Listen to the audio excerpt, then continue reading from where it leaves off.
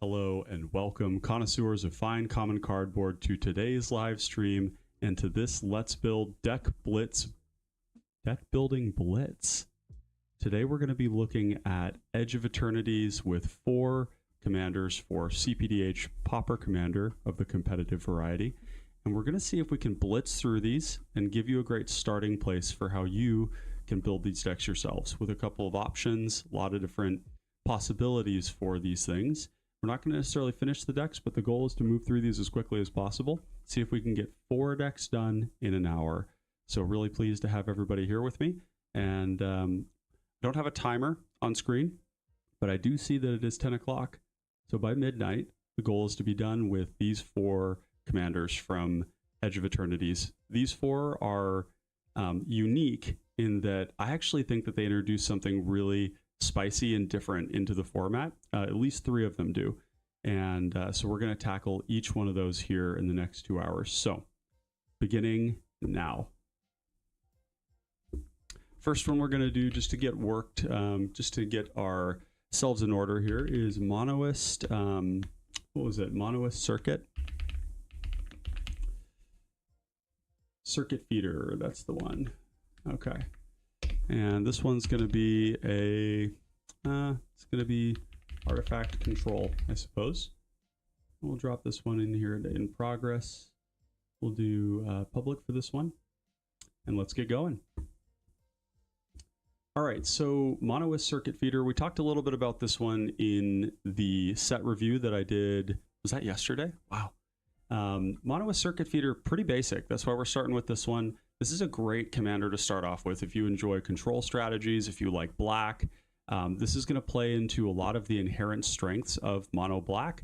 It's providing us a large threat that flies, so it has inbuilt evasion, which is really important for ending the game with cards like Cranial Plating. It's also a black 4 toughness creature, which means it dodges a lot of removal. It has an ETB, which means we get our value right away. And it's both helping us apply pressure with the buff while also killing something. So big black ramp with artifact subtheme. So let's get started on this one. We're going to start with the basics right away. We know this is going to be a Cranial Plating deck, so we're not going to waste any time on that. We also know that this is a plunder deck. So we're going to go O-Tag, and this is a tag that I added to Scryfall, O-Tag Plunder. And we're going to add in some cards here. Ahriman's going to be great. Sacks artifacts to draw cards. Has flying and death touch. Great target for the Cranial Plating. We're going to play Costly Plunder to sack our artifacts. We're going to play Eviscerator's Insight, Fanatical Offering. We're going to play Reckoner's Bargain. We're also going to play Swarm Color. Flying, black 4 toughness. Whenever it becomes tapped, it'll sack an artifact or a creature to draw a card. So it's a nice repeat engine. And I think that's a good place to start. We could also play, we probably want to end up playing Village Rites and Corrupted Conviction, because we'll just have random creatures around that we can sacrifice, including our commander. Then we're going to look for MV equals less than or equal to 2, type artifact, O enter, O draw. And we're going to look for cards that basically generate us some value when they come in, or when they leave. So we're going to be on Ichor Wellspring, Mephitic Draught. We're going to be on the Arkham's Astrolabe. We're probably going to play Fountain Port Bell. Basically, it's kind of like an Ash Barrens. It's on a permanent. You can actually decline the trigger for the first one to just pay 2 and draw a card, but it's also something we can plunder. Having fodder for that is important. So there we go. We could also play stuff like Wizard's Rockets, some of these 1 mana effects as well. Why don't we just throw those in there too? There's a couple of those. This is actually going to be when they leave as well. This one enters tapped. So this is when they graveyard, and they're actually going to be MV equals 1. So yeah, we've got your Chromatic Star. We've got Nihil Spellbomb is fine. We've got Nutrient Block, Terrarian. So, you know, we're going to explore these. We don't necessarily need to play them. Trying to think of other cards that we might play there, but we'll come back to it. We're just going to fire this off pretty fast here.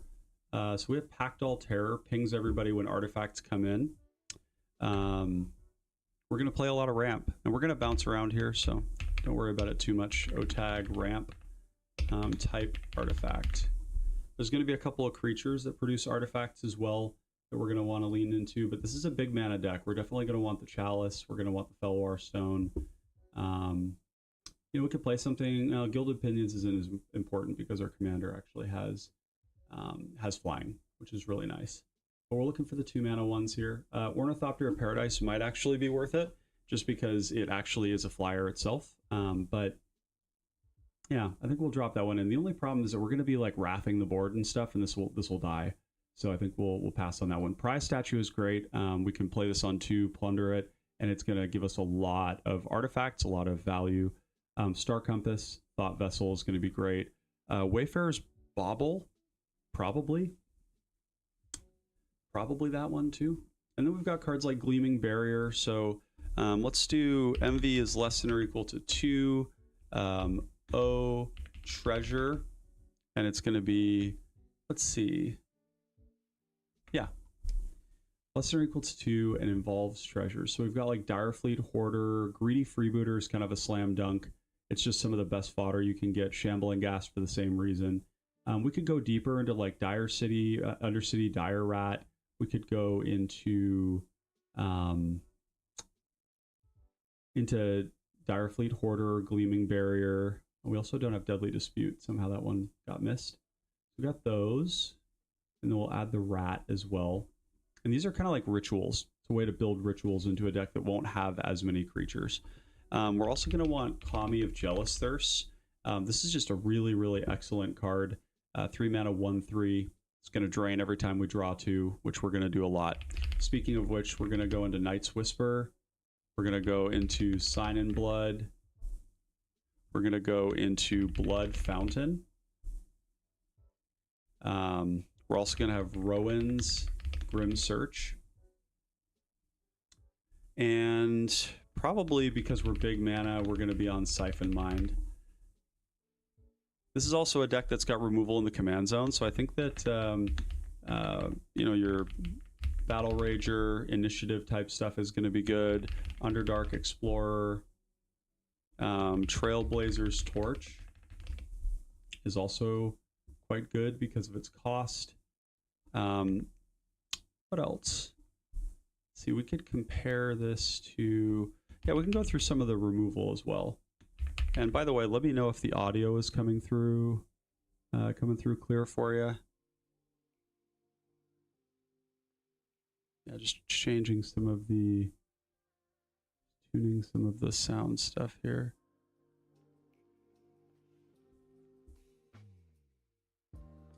Let me know if that music is too loud, making changes on my end. Yeah, just leave a little comment in chat if you would about the volume, if that's sounding good to you or not. I want to make sure I'm not blowing out your eardrums or anything. Just want to have a nice little stuff in the background. Okay, so there's our artifact stuff here. Now let's go into Snuff Out. Victim of Night is going to be good. Grasp of Darkness is going to be great too. We're going to do Vendetta. Quite like that card. I actually think that Spinning Darkness here is going to be pretty solid too, although some of the... It might be dead early, but then in the late game we're going to have plenty of stuff, so I think that one's quite good. Tortured Existence, I think, is going to be solid here. OTAG Edict, going to do that. Let's take a look at some of those. Okay, so Abyssal Gatekeeper is pretty good when paired with other edicts or with Plunder. Accursed Marauder, of course. Chain Devil is great. Cornered by Black Mages is going to be very good at applying pressure while we disrupt people. Extract Confession, excellent. Fleshbag Marauder, premium. Innocent Blood's pretty good in these types of decks as well. Slum Reaper, Tithing Blade grants us a little bit of something to sacrifice after we've done the thing. So it's really quite premium for that reason. You know, Vraska's Fall is an option as well. The fact that it's instant speed is quite nice. We do have a 4-power commander, which means that this is an instant speed edict that gains us 4. It is 3 mana, and it only sacks 1 creature. So may not make the cut, but it's at least worth considering. Yeah, so that's a pretty good start there. And again, this one is not a hyper complicated deck. This is one that's largely going to build itself. So we have initiative. We're not super creature heavy, so Throne of the Dead 3 isn't going to be super consistent. We're going to end up with 30... Oh, actually, we forgot about Mycosynth. Mycosynth Wellspring. Yeah, Mycosynth Wellspring's really good. And then we're going to end up with 30 actual swamps, I believe. And we're going to want Defile. And let's see where our land count is here. So 31, and then Troll of Khazad-dûm. And we're going to have... let's see, we've got Too Long, Too Cat. Hey there, just got up and getting ready for work. Keep it up. I really appreciate the efforts you're making. Good content. Best wishes, mate. Hey, thank you. Appreciate the kind words. I hope you have a great day at work, and feel free to keep me on the air while you get ready to go. So yeah, much appreciated for the kind words. We'll keep her going here. So we're gonna end up with 34 or 35 lands. I think that's kind of my intuition on that one. This one right here is gonna be Ramp. Let's throw that in there. We've got the rituals. Are these also marked as creatures? Nope, there we go. This one is, yep, okay. Let's see.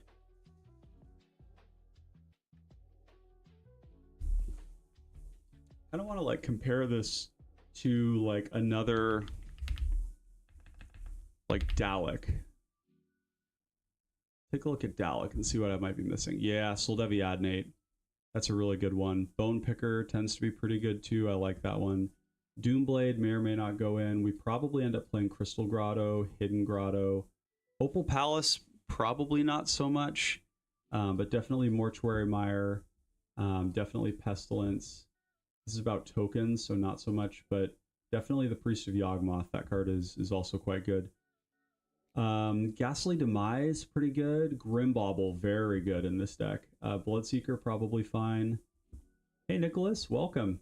Glad to have you here. Creeping Bloodsucker's good. Dig Up the Body, probably not here. Forak Battlehorn's not needed. Gary. Tragic Slip is pretty solid too. Conduit Pylon. We do have to be a little bit careful with the utility lands that aren't swamps because we are going to be a bubbling muck deck. If you're building mono black these days, you really do want to be examining some of the rituals because they help produce an explosion of mana that allows you to get ahead in the mid and late game and close things out. Feed the Swarm, probably not needed. We can always sack our commander in response. Witch's Cottage, definitely. Nicholas, we are building Monoist. It's a new commander. We'll take you back here. So it's the 6 mana 4/4 flying. When it enters, target creature gets +X/+0, and target creature gets -0/-X, where X is the number of artifacts you control. So it's just an artifact black, big mana control deck. So MV equals 4, OTAG, Ramp. We're also going to want some of the bigger ramp pieces, like Firemind's Vessel, Sisay's Ring, Urgolem's Eye. These are all really quite solid. And then, let's see, MV equals 1, OTAG, Removal, O, Artifact, O, Creature. And this might not get everything, but like Annihilating Glare, sack an artifact. That could be like sack something, draw a card. We could play Embrace Oblivion. Executioner's Capsule is looking kind of good here. I don't love this card because people tend to expect that you're going to hold your mana up, and when you don't and things go wrong, you know, then it feels bad. So it kind of like puts the onus on you. But if we have lots of removal and we need to plunder something, this can do that for us. We're also going to be on Renegade map. Summon Caleb Erosium. He's going to be not surprised and pleased to see that one in there. Basically, the way that Renegade map and Bell work in these plunder decks is that they give you, you know, when you've got lots of lands and you draw one of these, then at least it can turn on a plunder effect. And when you play it on turn 1, you will hit your second land drop. So it's basically ensuring that you hit your lands. It's like an Ash Barrens in a lot of ways. We are going to play Bojuka Bog because it is too free for the bean. You like Thatcher. You like Thatcher Cardiac a lot? I don't know who that is. Let me know. This one here is Removal. And other removal spells that we might play here. So we've got 12. We're going to need a few more. MV is less than or equal to 2. O tag removal. O creature. So, oh, there's the new one that just came out. We've got Candy Grapple. That one's good. Sack an artifact to give -5, -5, -3, -3. Kills most things. Cast Down is actually starting to feel like kind of a better card. Bone Shards. I usually like this card because we can replace the card disadvantage of it when we do need to sack something that's not, you know, that's not in play. But I think that because we have the artifact related stuff, we might just stick with the artifact ones. We have Kumbaj Witches. I do want to test this one here more. This is a card that I think is like pretty underplayed, pretty strongly underplayed. I suspect that I've been underplaying it. In fact, the fact that it can repeatedly tag things for for 1 to 2 damage, depending on whether or not people want to help you, is quite good against combo creatures. You like that card a lot. My autocorrect is having fun. Oh, Renegade Map. Yeah, I do. It's funny. It's not even a card that I love, I would say. I like Fountain Port Bell more, but it does play a role, and it is important, I think, in these archetypes. So, yeah, we could even play something like Disfigure, potentially, although we would probably go into Lash of Malice. We could consider Doomblade. These 1-mana ones are good at tagging enemy creatures. Echoing Decay is fine, although there's not a ton of reason to run it these days. Feed the Swarm could be fine. Final Flourish is very good. Sack an artifact to give -6/-6, which is for big threats, and then when they're not big, then you can just -2/-2. Okay, what else we got? Oh yeah, Go for the Throat, of course. Grimbauble we've got. So we've already got that kind of effect. Lash of Malice in the side. We can think about that one later on. I think we're pretty much there. Perilous Mirror actually looking pretty good. It's just a way to kill something when you plunder it, which is nice.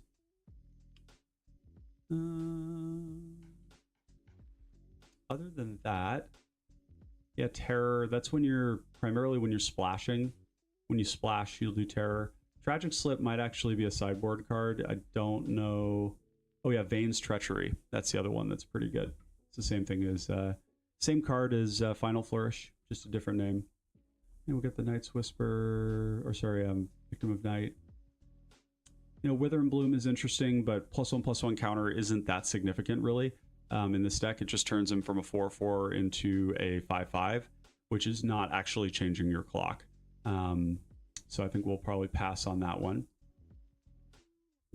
We're already up to 122, as nobody is surprised by that. We're gonna add Crypt Rats, and we are let's see, 10 minutes. 12 minutes out, so we got 12 minutes left to build this one. Evankar's Justice. It's going to be good. Just a closer, repeatable Wrath. Got to make sure we get the right printing here. It's this Tempest one, if you were wondering.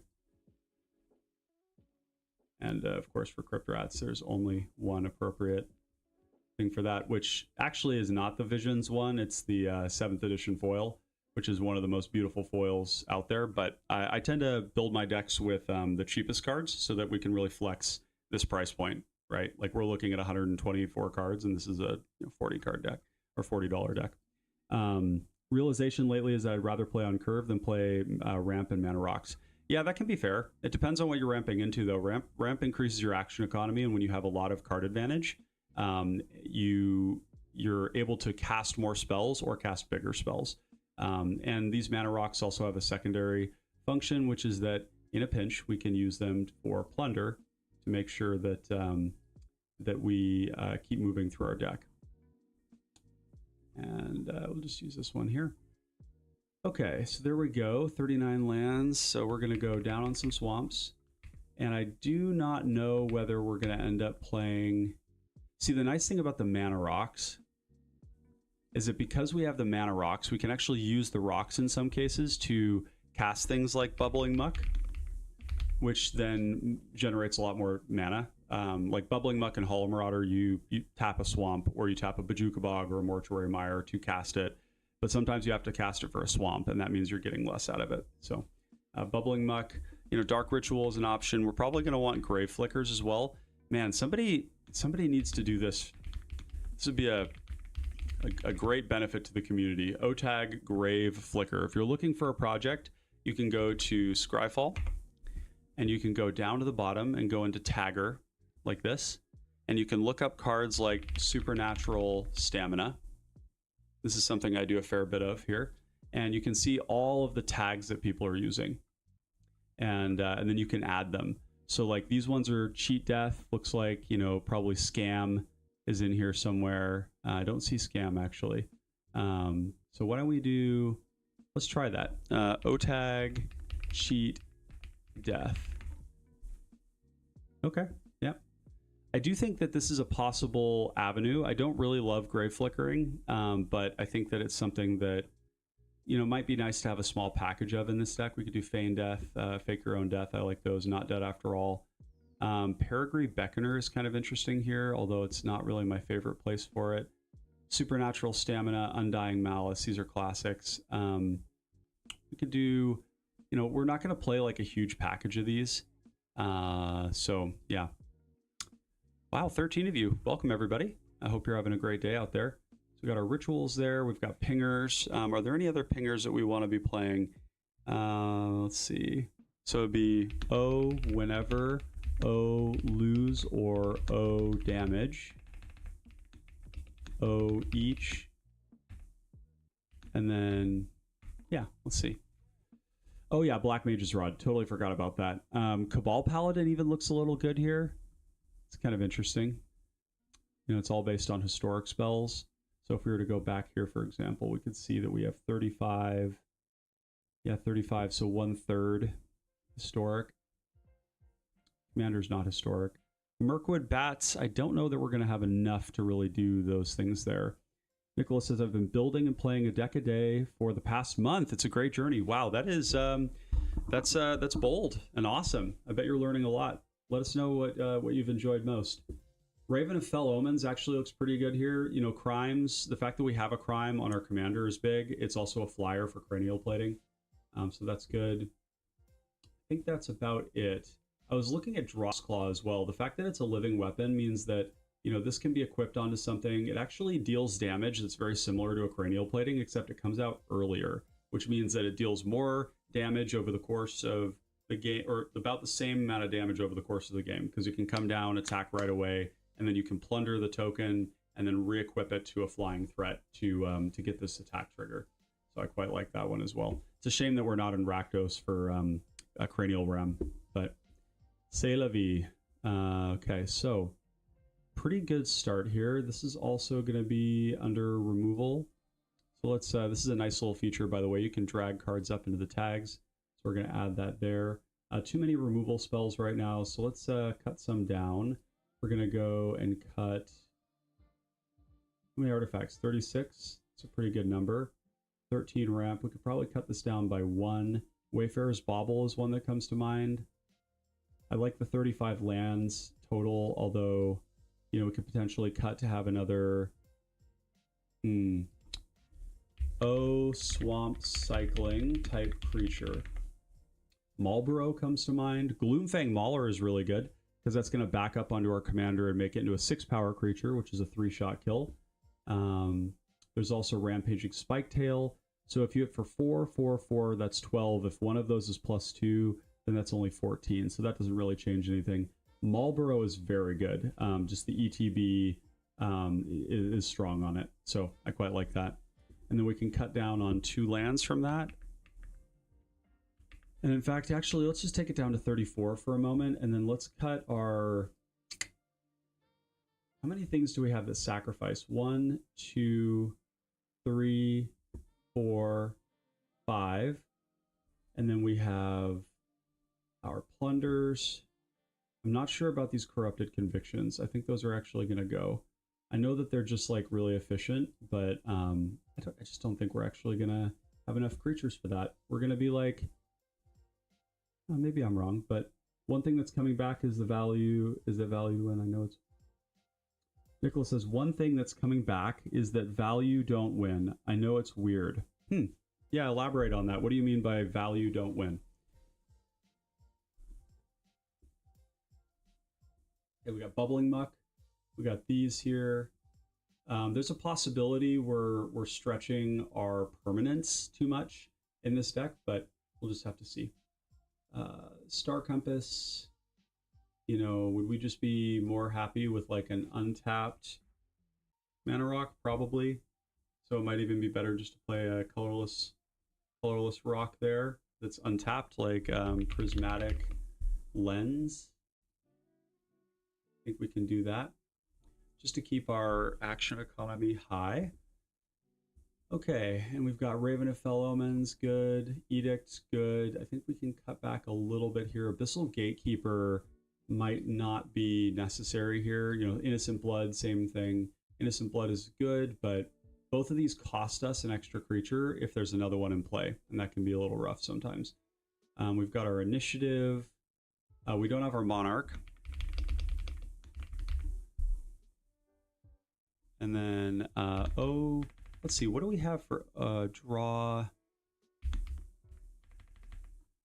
We also have like Pointed Discussion, which creates a blood token that we could look into. We have Tortex, we have sufficient creatures to swap it. Bone Picker isn't totally necessary. Chitin Gravestalker is an option. We can cut Bone Picker for now. I really do like that card. It's very, very powerful, the way that it actually translates to the game state. We have 5 minutes left, so let's get this wrapped up here. So, is there anything else that sacrifices an artifact repeatedly?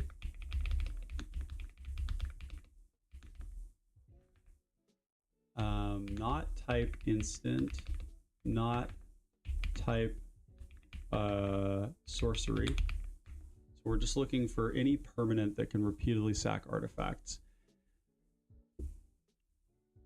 Might be a little bit overloaded on that. Blitzball, legendary creature, Candy Trail, Chromatic Star, Comet Caller.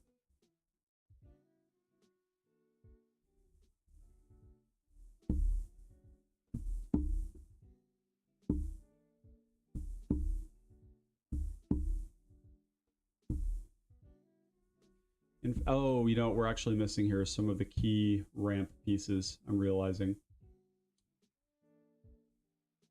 Sack an artifact or a creature, surveil 2 makes a treasure. It's not exactly the kind of quality we're looking for. Yeah, looking pretty good here. Yeah, okay. So let's go back and we're going to do Bonder's Ornament and Network Terminal.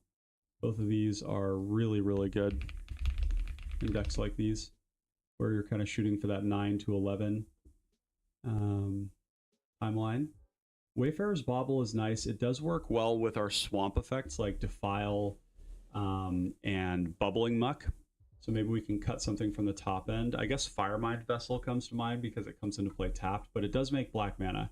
So that is nice. Thought Vessel, you know, even Decanter of Endless Water is kind of interesting. You always want to have a nice split here, though. Guardian Idol isn't completely necessary, although the fact that it has a body for Initiative and Monarch is actually really good. So we'll keep that one for now. Okay, 124 cards. So I think what we're going to do is... It might be that some of these like ritual fodder creatures, like the 3 here, what is it? It's Gleaming Barrier under Rituals. We have Undercity Dire Rat is under Rituals. And then we also have the last one, which is Direfleet Hoarder. And I call these Rituals because they leave us something behind when we plunder them or when we edict them, which is really nice. You know, another one that actually comes to mind here is Retrofitted Transmogrant. This one being... This is kind of like control decks like this quite a bit. It's a 1 mana 1/1 we can pay for to bring it back. It's an artifact, but it comes back with 3+1/+1 counters. And control decks are the only ones that really care about this one because it coming back with counters on it at instant speed can be really important for reclaiming the Monarch or the Initiative, but it's also like upgrading our threat. So normally we'd be more happy with like a Persistent Specimen, which we might still play just because we might want that recursive value. But yeah. So I think what we're going to do is we're going to pivot. This is at a pretty good spot here. We need to cut, 25 cards, but that's not too bad. It's probably going to be protection, to be quite honest. Like Gray Flickering is almost always one of the things that goes in the end. We're going to cut probably 5 removal spells here. Maybe like an Edict, potentially Evankar's Justice, although I quite like that one. We might even want to be on like Crypt Incursion. It'd be nice to have just a couple of these, I think. Maybe just a few, but probably cutting like Fake Your Own Death would be a good start. Cut that one there. We could probably go down to 12 rocks. So I'm thinking Prismatic Lens is the one that goes here. Cut that one. Ahriman's pretty good. I do want to test out Swarmcaller and Ahriman. These ritual creatures are not necessarily like what we need to do. Sildevi Adnate and Priest of Yawgmoth. I like that quite a bit. But yeah, let's pivot from here and move on to the next one. So we've got Monoist Circuit Feeder Artifact Control. We're going to take that and I will add that to the video's live stream details. So next one where we're going to work on, let's see which one we do want to do now. Let's do Mimeon.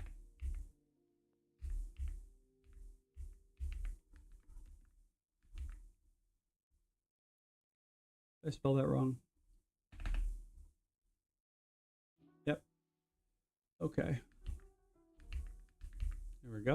And this is going to be Artifact aggro, which is kind of fun. Don't always get a chance to build a sweet aggro deck here.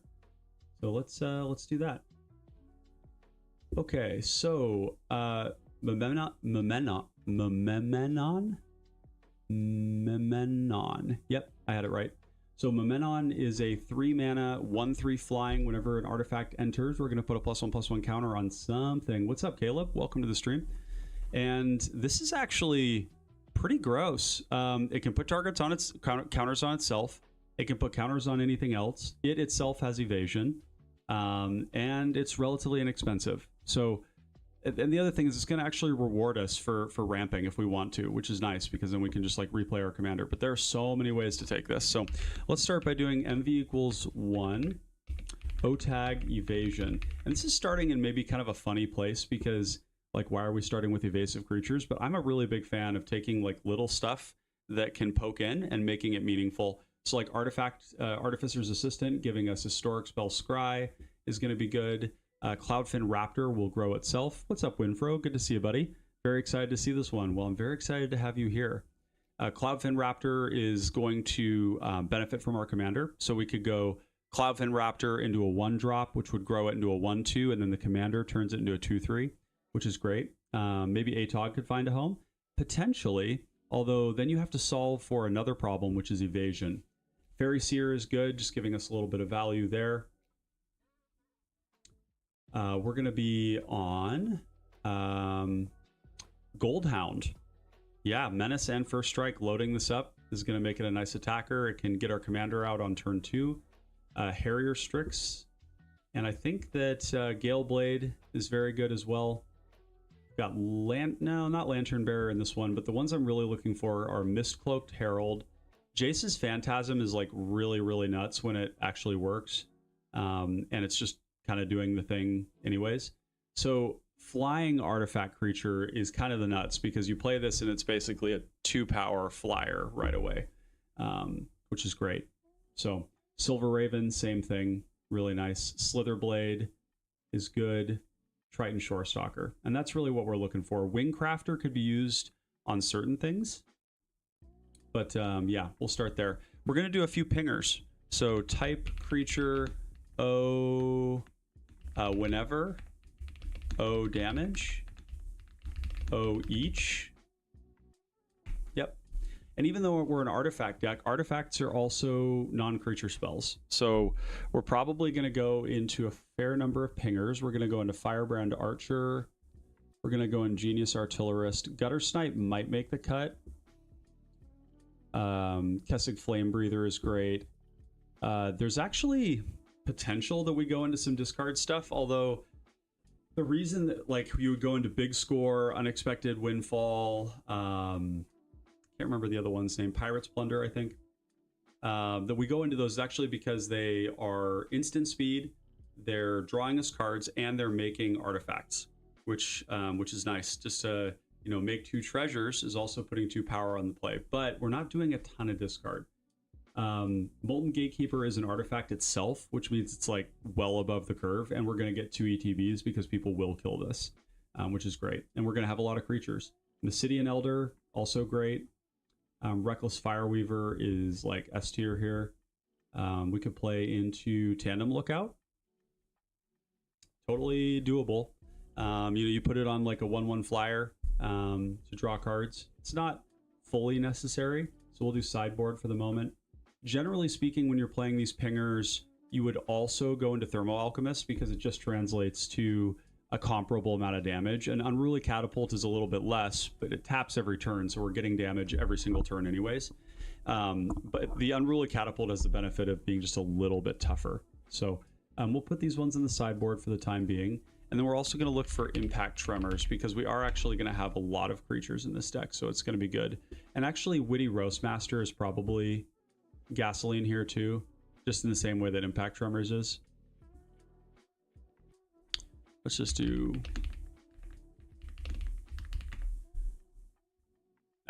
Blast.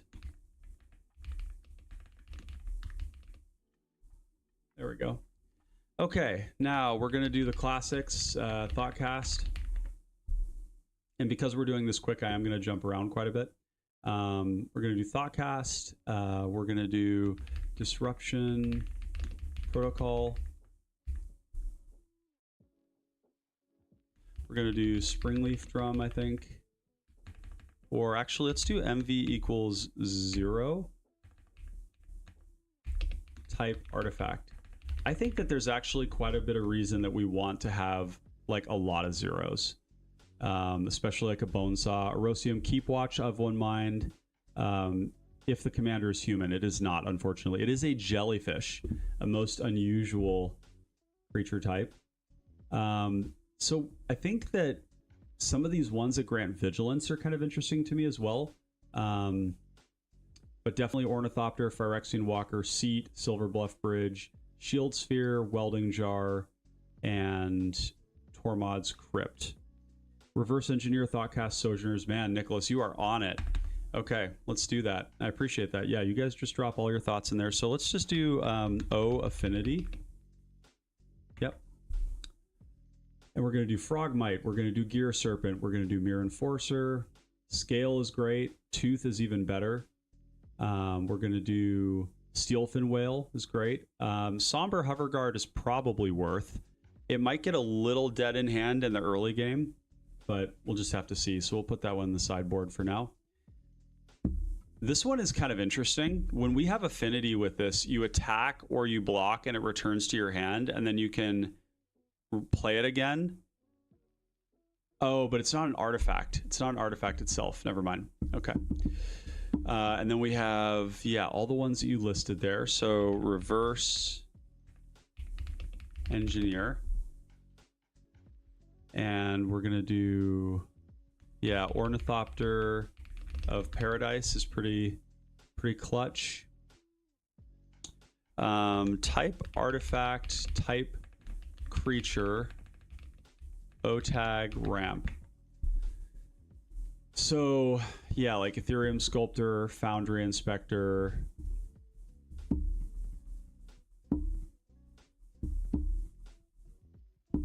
Oaken Siren is amazing. And Zookeeper Mechan, you know, it's actually like pretty solid. We kind of want as much of it to be creatures and artifacts at the same time. Aether Vial, of course.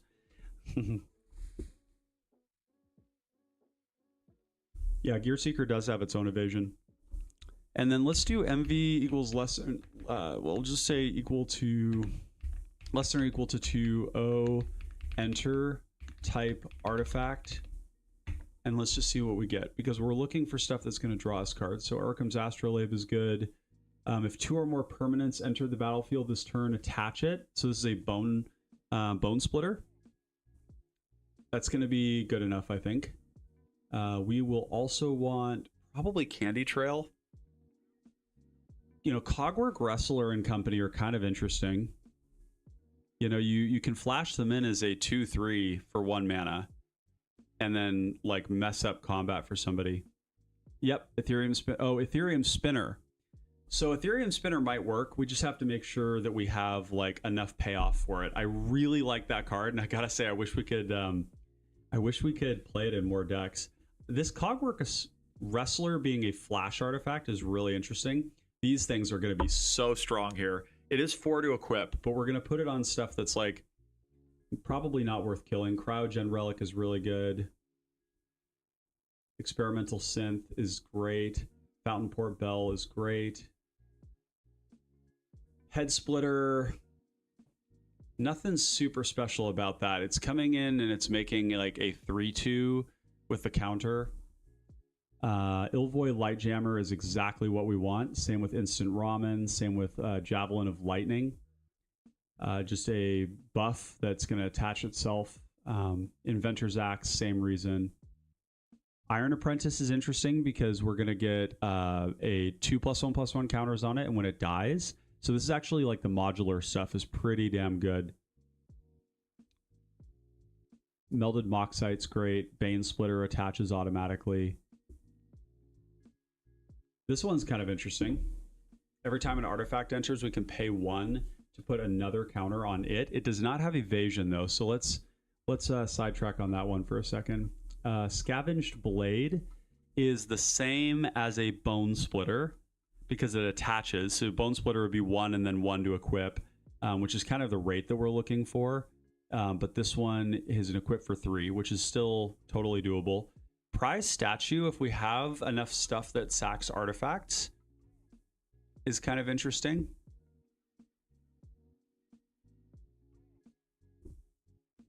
I'm not sure that we will, but we're going to drop it in sideboard. Prophetic Prism's pretty nice in decks like this, I would say, generally.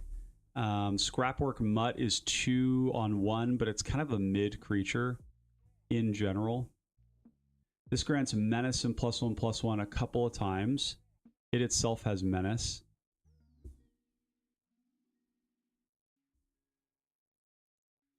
The Tortoise, interesting. Witching Well, I like quite a lot. This one's going to give Unblockable to something, which could be relevant. Wormwall Sweeper is kind of interesting too. Pretty easy to imagine that we could crew this up.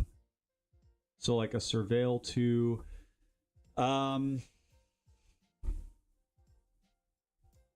So it's going to come in. It cannot buff itself until it is grown.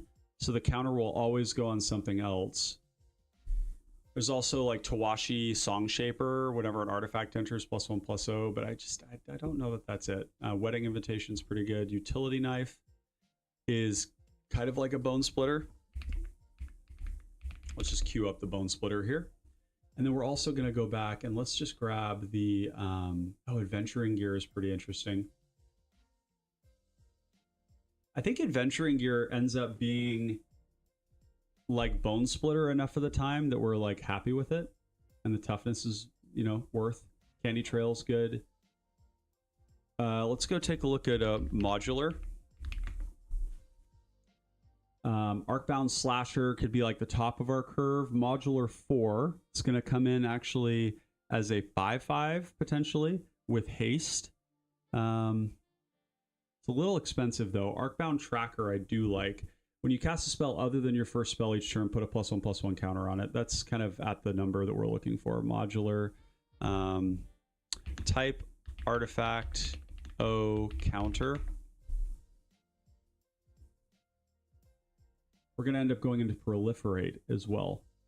So Ashnod's Transmogrant is actually interesting because it enters, puts a counter on something, and then it puts a +1/+1 counter on something that makes it an artifact.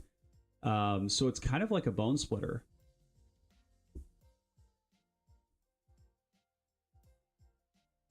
And would you guys tell me, is the music audible right now?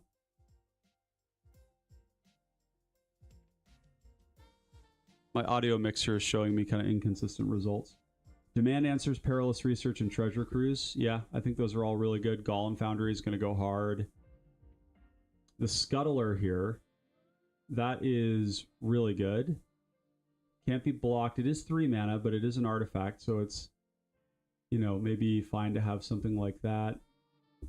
Iron Bully. When it enters the battlefield, puts a counter down, so it's like a 4/4 or well, no, it's not actually. Never mind. Mechanozoa, being able to stun something and put a counter down for 3 and then cast later on could be worth. Mere Scrappling is also like Bone Splitter.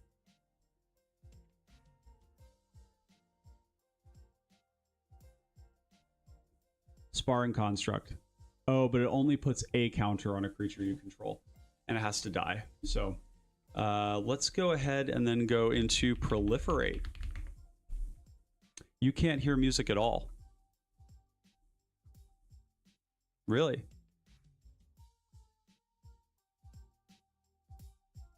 What about now? Contentious Plan if we have Thrumming Bird. Yep. So I think that these are going to be premium. These 2 mana ones are going to be great. When it enters, you can tap it. If you do Proliferate, that could be really good because it's also on a creature. So it itself does not give us... Okay, you can hear it now. Is it loud or overbearing? I just want to make sure I'm not flooding you guys out. Mesmerizing Dose, being able to basically tap something down forever while adding counters to everything is good. Thrumming Bird is S tier. Vivisurgeon's Insight could also be good, but it's kind of expensive. I do like Volt Charge. 3 damage to any target Proliferate is going to be good. Is it a good level? Okay, cool. Yeah. But yeah, just like removal spell. Speaking of which, like... let's go back and we're going to look at the removal here. Now this deck has a lot of choices, so we're not going to finish this in this time here, but Improvised Club.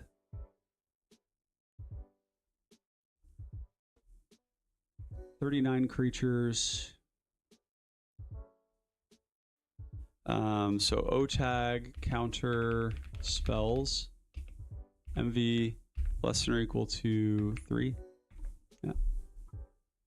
Counter spell. Give Blitzball a shot.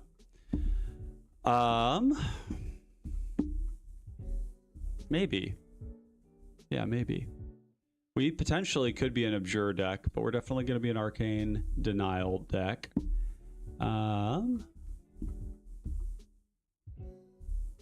Confound, Counterspell. We're gonna have Flyers. So, oh, that's Birds. Looking for a different one.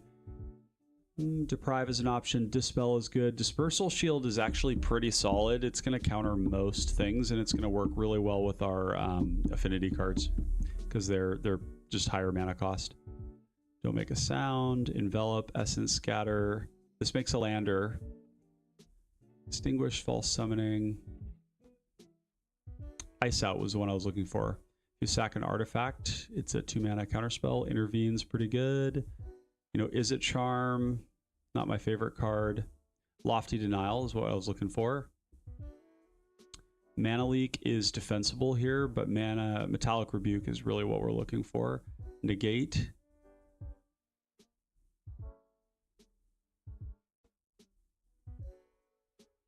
I think we've hit most of them. Spell Pierce, no. Spell Rupture.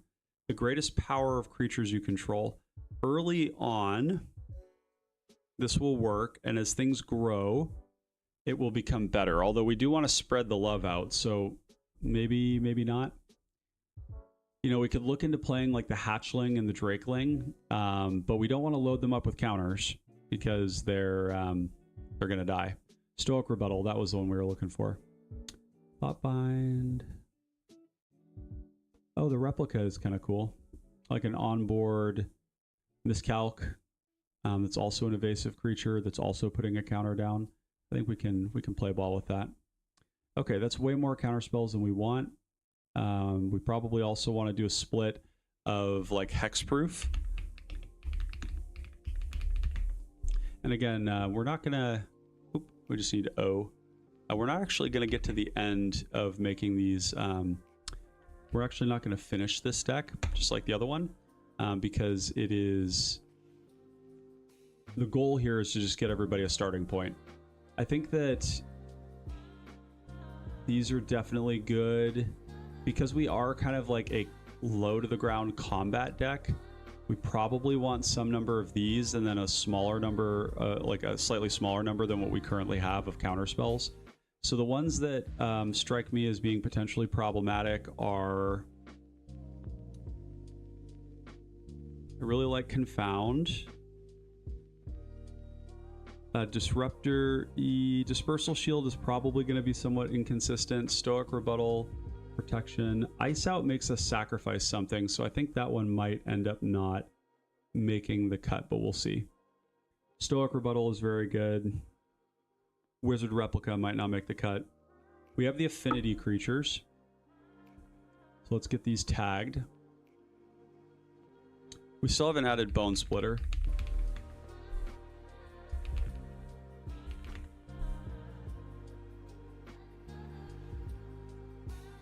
This is going to be removal. That is also going to be an Anthem.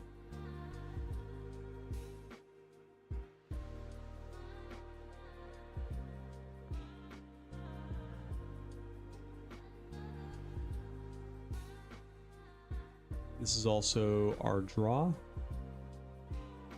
And this is going to be an Anthem. It's also going to be a creature. Your Seeker Serpent is a creature. We're just global tagging these right now because we need to. This is nice when the deck kind of builds itself. Ornithopter of Paradise is also ramp. So is the Zookeeper Mechan. Goldhound is going to be creatures. Goldhound is also going to be under rituals because it can also be used for mana. Creatures. Arcbound Worker is going to be creatures. Frogmite is going to be under creatures. Oh, Halo Hopper is another one. Yeah, I forgot about Convoke. Yeah, Halo Hopper is pretty nice. Willforged Golem. A bit costly in terms of our pressure, so probably not. But Halo Hopper I could very much see being like turn 3, you have 3 creatures in play, and then you just cheat it out, and it's like 4 power for 0 mana. I kind of like that. Shadow the Source. We're going to be attacking every turn, so Convoke in general is not going to be the best thing, but there's certain cases where it'll be fine. Okay. Now we're going to have buffs. Let's see. So we need to go to Dueling Rapier. Let's go tags.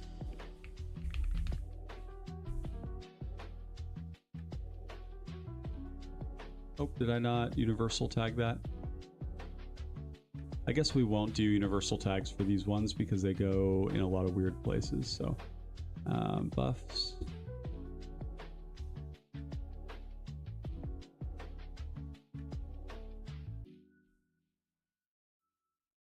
Oh, we also have the Ilvoy Light Jammer. That's a really good one. This one, by the way, is going to go in TPI. Somebody recommended that to me, and I literally hadn't considered it, and it's kind of a ridiculous card for that deck. Turns TPI into a 3/3 that doesn't die to Wraths. It's an artifact itself. It's very strong. Golem Foundry is going to be... I just put this under creatures because that's what it actually does, is it makes creatures. Cryogen Relic is going to be under draw. I think Adventuring Gear, we're just going to cut that one for now. The Tooth is going to be under buffs. We'll put this one under buffs as well. It's not adding power, but Herbal Poultice is going to be under protection, I guess, but it's really about the buff. Oh, that's not what Cathar Shield is. So Cathar Shield, let's remove that tag.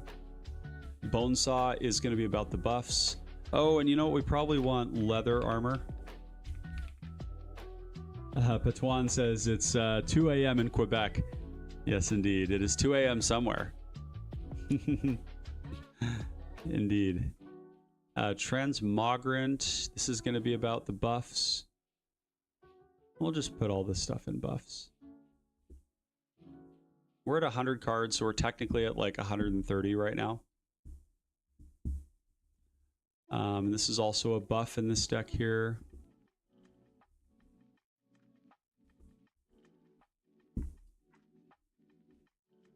So essentially what we're going for here is we have this like base of evasive creatures. And I think we're going to cut a couple of these, but we've got a base of evasive creatures that we can load up with counters that are unblockable or very hard to block. And then we have a lot of artifacts that are coming down for free or for very cheap that are either generating value or giving us an additional buff. So a card like a Mimeon Banesplitter is actually 1 mana, put 3 power onto the battlefield, onto a creature that your opponents really don't want to kill. Just doesn't feel good to kill them. I'm not sure that we actually want Foundry Inspector here. It is actually pretty decent because it's like 3 mana, 4 power onto the battlefield. We're not generally attacking with it, but being able to turn it into an attacker would be nice. Oh, geez.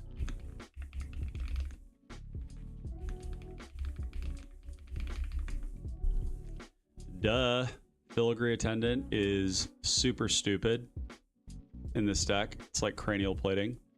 Could look at Machinate, but we're actually like a deck with a lot of redundancy in it, so we don't really need that one. Mana cost wise, this is not going to end up being a deck for... Wait, where are... Oh yeah. It's not going to be a deck for the Ethereum spinner, unfortunately. There's just not enough affinity things. O cost, O less. Let's just see what's out there. You know, we do have a lot of equipment. It would be kind of interesting to... Like, how many of these are equipment? 12. We are in the colors to do, like, equipment-related stuff. That's kind of interesting.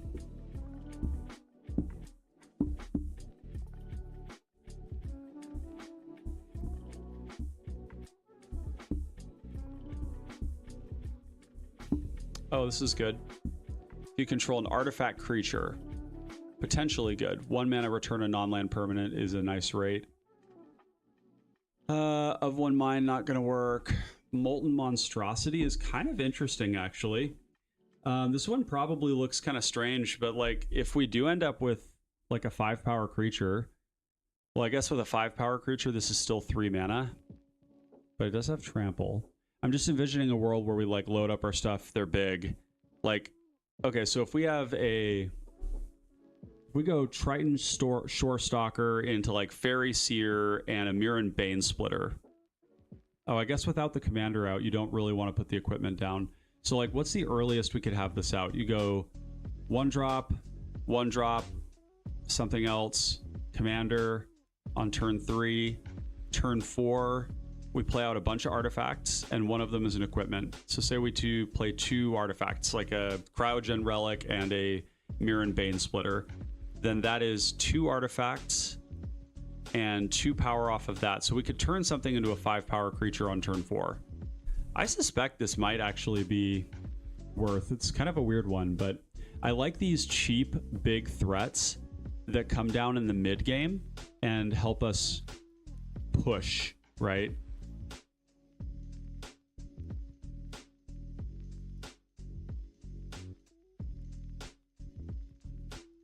Huh. A commander is a wizard. I didn't realize that we had wizard synergies. It's kind of interesting. Winged Words. Yeah, even the Warden of Evo Sile is kind of interesting because you can... It's an evasive creature itself.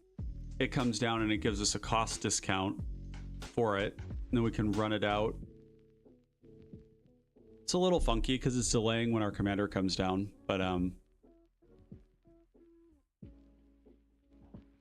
yeah, okay. Let's see what else we have here. Oh, a little sleepy. Had a busy day at work today. I almost didn't do this live stream, but I'm trying to get back in the habit of it, and you actually have to do it to get back into the habit of doing it. So, to the surprise of nobody. Somber Hoverguard. Yeah. Did we have Lotus Petal? Oh, flash type artifact.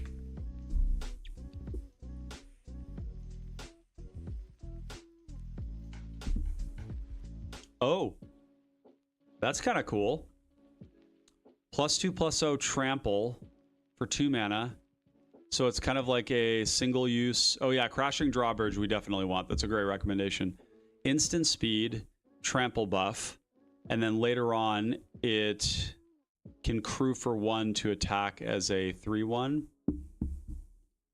Yeah, you like that one? You know, these flash creatures are kind of interesting. I don't really want them to be expensive though. Idol of the Deep King. This is the other Bone Splitter I forgot about. This one you craft with an artifact. It ETBs with flash, it shocks something, and then you can craft it to turn it into a Bone Splitter.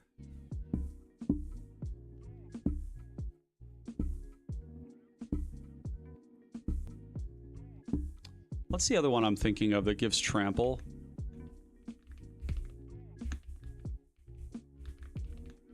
And it does 3 damage. Yeah, this one here. So it's 3 mana to play and equip. It's a pretty meager bonus, and it's trample, which isn't that big of a deal because most of our creatures are evasive anyways. Yeah, so I don't think we want that one. Although it is removal, which is nice. Okay, so protection, this is way, way too much. So we're gonna look to cut. You see a guard approach. Welding Jar and Herbal Poultice aren't real. This one can be protection. This one definitely is. This one can be protection, but not often. We could cut something like, I think Mimeon Skin is going to be useful because the Anthem here could actually protect our board. Confound, Counterspell. It's probably, honestly, it's the double blue stuff that kind of worries me here because we're a 2-color deck. So we'll just do it like that. Stoic Rebuttal might be in there as well. 1, 2... But then we're actually pretty low on actual counterspells. Dispel is fine. This is a funny one. So in Izzet decks like this where you have like a lot of creatures, a lot of times you're wanting counterspells because you want to be able to protect against a big wrath. And those wraths can come in the form of instants, sorceries, enchantments, creatures. You know, there's so many different ways that that can come down.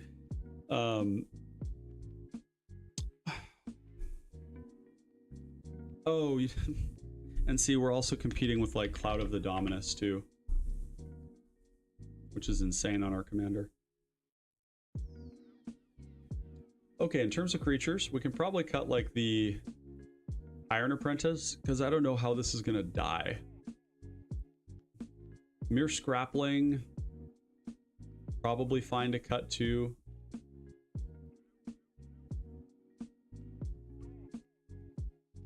Man, the repeat proliferate effects are so good, especially on an evasive threat that I like that one. Wizard Replica is probably going to have to go to... we have a lot of creatures. Our Impact Tremors are going to go insane. They're going to be so strong. And it's going to be so cool because Witty Roastmaster usually dies to Wraths. And so to be able to put a counter on it, make it up to 3 toughness is nice. Like, we're actually going to be able to attack with our pingers in this deck, which is pretty sweet. We're actually not that many instants and sorceries, so I think that we're right to stay away from the Thermo Alchemist and whatnot. Transmogrant is basically the same thing as Mere Scrappling, so we could cut that. I like the zeros a lot because they actually do something as well. This does turn something into an artifact, which is kind of interesting because that's going to feed into like our, you know, improvise potentially, although we don't really want to be tapping down our creatures. It's going to feed into certain things, but I think we can cut that one. The problem with that one is that when the creature dies, we're like losing all the value for it. Like, we're better off with something like an Inventor's Axe, which is putting, you know, something into play that we can re-equip later on. Although this one can only be re-equipped once.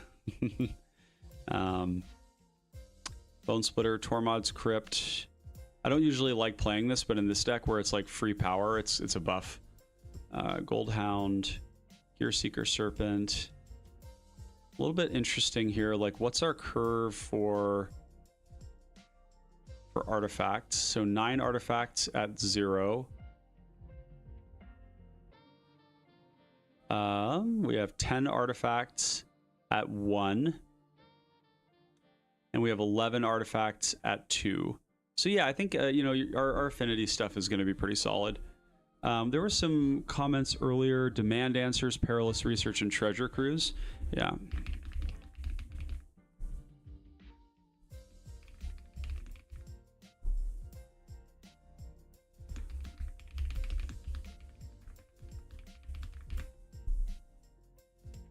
Treasure cruise, maybe not. Aether Spellbomb is going to be great. Pyrite Spellbomb is going to be great.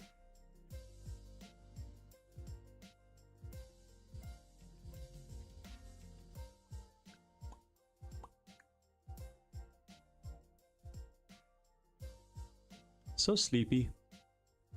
You know, Ecologist Terrarium's interesting. Because Ecologist Terrarium is, well, so you have to pay 2 to sack it, though, to put the counter. It might, yeah, I don't know. Emerald Gear Smasher is interesting because it's dealing 2 damage each turn, but it is eating up our artifacts pretty quickly. So probably leave that one for now. We don't really need to give things flying, but it does sort of draw a card while doing that. Could be good for like a pinger that we want to like lift off.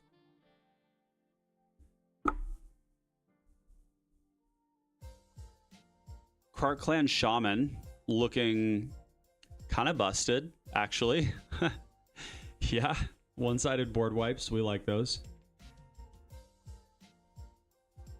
Makeshift munitions, no.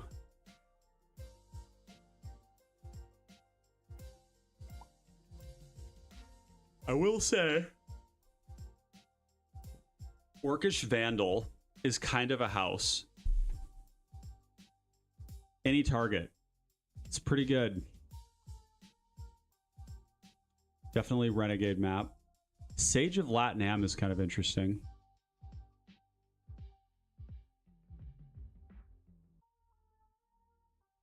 Sky Shaper. We already have flying on most of our things, or evasion of some sort. Starting column we would get max speed, but you have to sack it to do that. At that point, we just play Blitzball. Voltage Surge is a cheap removal spell. And we have hit time, I think, on this deck. Erosium says, Renegade map, my love. Fear not, my sweet chinchilla. It is in the deck. We've done it. Luratai needs to be in. Yeah, that's right. Yep. Okay, well, this is pretty good. You know, it's fascinating too. With the way that our creatures grow, we actually can play Wraths. Like, I'm quite tempted here to just play like Fiery Cannonade and Breath Weapon. That's like pretty strong to be like an aggro deck that can also play Wraths because your stuff gets big enough. You know, this will probably result in like, you know, we'll probably cast it. We might kill like one of our things, and then somebody might kill one of our other things. But this is going to be such a massive value trade that I think it's probably worth it.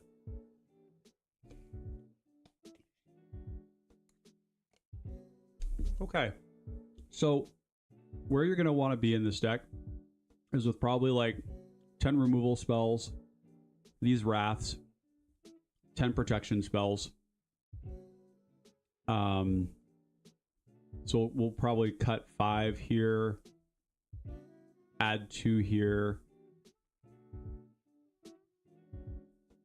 and then probably have to cut down on some ancillary stuff.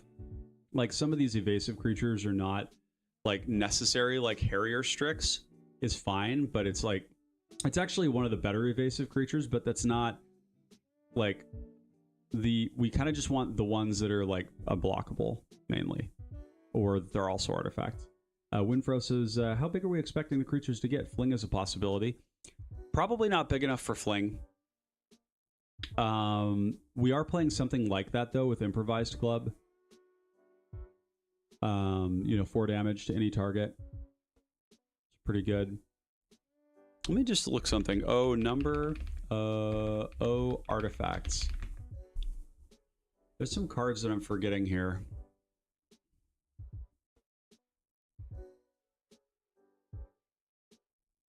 What is that card called? Scrapyard Salvo. And artifacts in your graveyard. And it's only to target player. So we don't love that.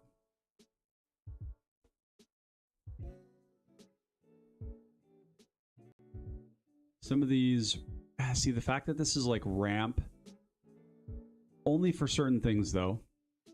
Like how many, I mean, it's for 58 cards right now. I mean, that's going to change. But here, the premium ones are going to be Slitherblade, Silver Raven, Disruptor, Herald.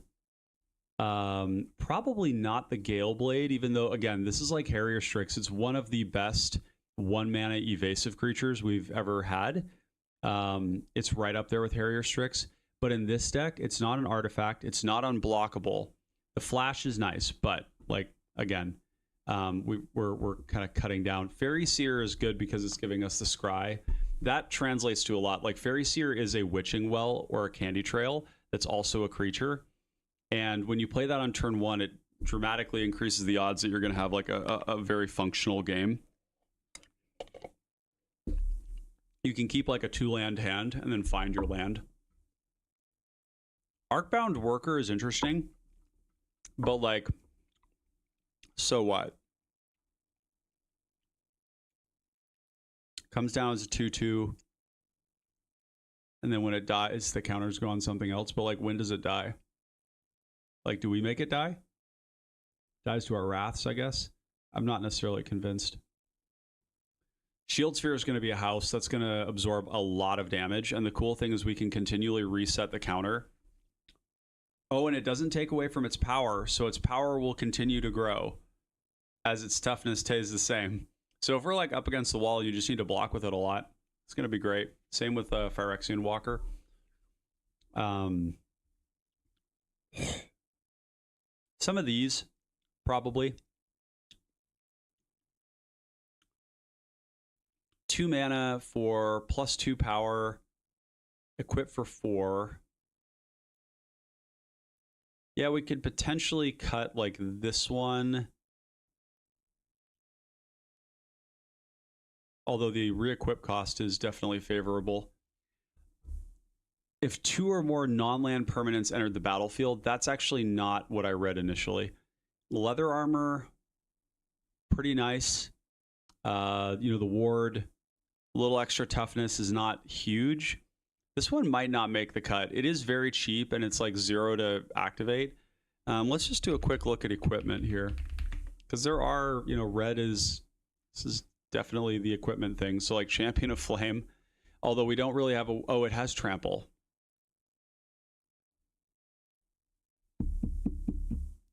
You don't say. Bladegraph Aspirant is a little clunky because it's 3 mana.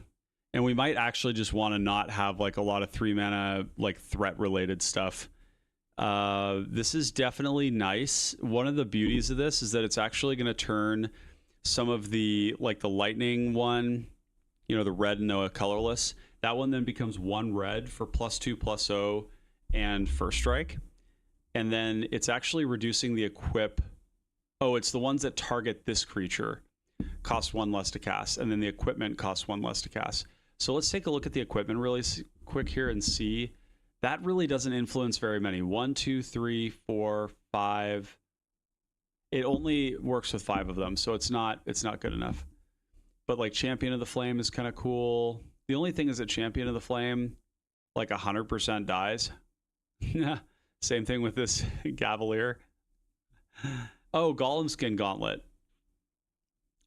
That's pretty good. Is the commander an artificer? No, advisor. Golem Skin Gauntlets is kind of overpriced for what it does in the deck. Mantle of Tides is kind of interesting because it's often gonna, well, sometimes it'll auto-equip. Oh, the music is Lagon. Let's restart that. I'm kind of liking the lo-fi stuff while we do this. 3 mana, enters the battlefield attached to a creature. It gains first strike, +1/+1. It's 3 mana though, and there's no cost discounting on that.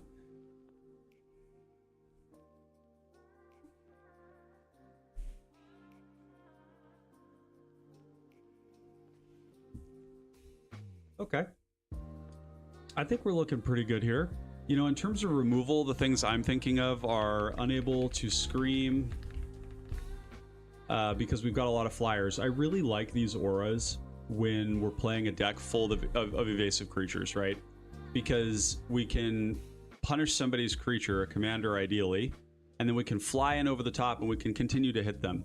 And the problem with some of these auras, like Reprobation in particular, and Unable to Scream, and these ones that turn them into like a 0/1 or a 0/2, is that you then can't really attack them without giving their commander back and then fogging damage. And the last thing we want to do is feel like we can't pressure the player who we're also disrupting, because if we attack them, then they're going to get their thing back. And in this deck, because a lot of our stuff is going to fly, we're just going to go right over the top. So I think it's pretty good. Unable to Scream, and then the other one is Witness Protection. And they're just high tempo too. Like, I'm really about 1 mana sorcery removal, especially when it's this good. I think that's going to be pretty solid, those two. We could also play like Utter Insignificance. It's pretty good. Lightning Bolt, Galvanic Blast. Not as much direct damage as I would usually like. Let's actually do a quick comparison with this one and TPI. I gotta find which one it is. I think it's this one. Is it? Is it? Get it? Deduce. I like that one. You know, we could play like Resculpt is really interesting. Being able to turn like a Candy Trail into a 4/4 or to kill something. Oh yeah, Keep Watch. That was recommended earlier. We definitely want that. Sylvok Lifestaff is interesting. It's a worse Bone Splitter, but it does gain 3 life when that thing dies, which is kind of a big deal. It's like we don't have a lot of life gain. Ren's Resolve is going to be great because we have so much cheap stuff. Reckless Impulse is going to be great. Great Furnace. Oh yeah, Prototype and Springleaf Drum. Lorien Revealed we're going to play. Arcane Signet's pretty good because you can play Signet into a 1-drop. Campfire would be pretty solid life gain too. Yeah, Campfire is fine. Campfire doesn't really do anything for the rest of our strategy. Campfire is definitely a card that, you know, you get a lot of recommendations on that one from the 60 card community, which yeah, makes sense for you, Winfro, because it does a lot of work there. And in cPDH, there are some homes that like it. I think this could be one of them because it is very cheap. And it is a recurring... Yeah, maybe this one is... Maybe that's fine. We're probably going to want Felwar Stone in there as well, although we're getting pretty loaded on stuff here. Stuff and things. Sunshot Militia is really good with our equipment, so I actually quite like it here. Path of Ancestry, yes. Command Tower, yes.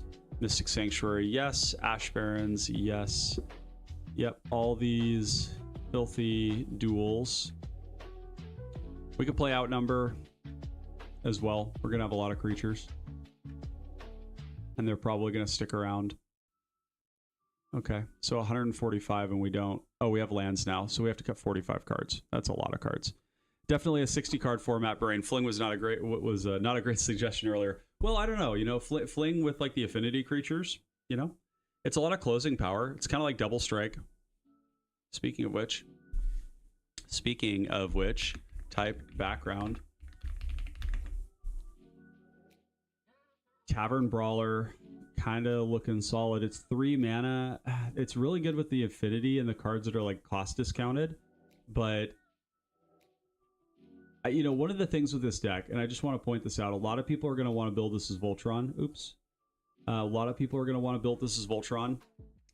And the reality is that it's not a very good strategy. The best thing to do when you have the ability to load power and toughness onto something is to actually divide up your threats so that when one dies, you aren't losing your whole game plan.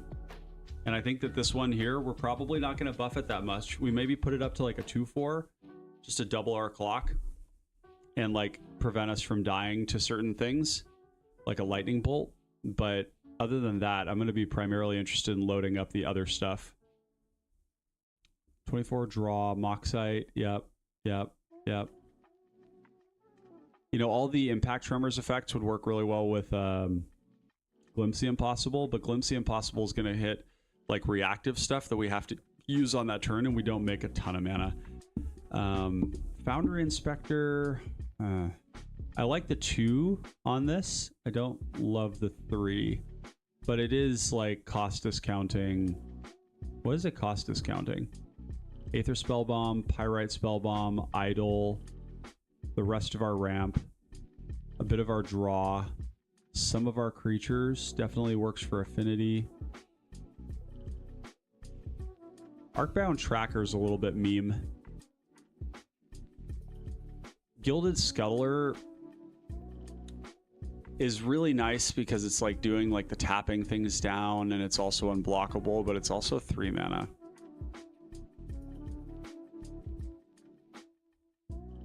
Not too many here in the 3 slot, which is good.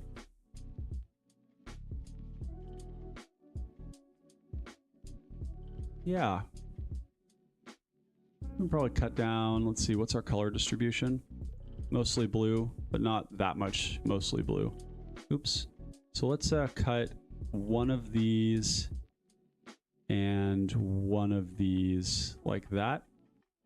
Hey, Annie, just tuned in since I got home. Well, welcome. Glad to have you here. Hope you're having a great day over there.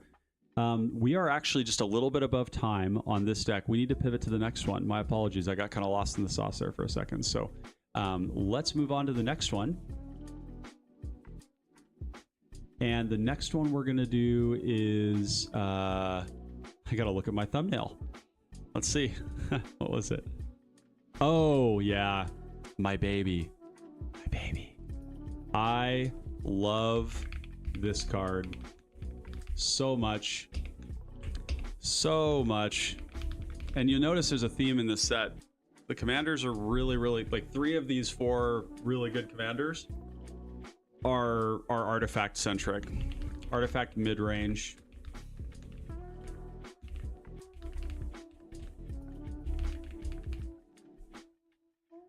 I think that this is like very much a card that I will be very interested in playing in tournaments potentially.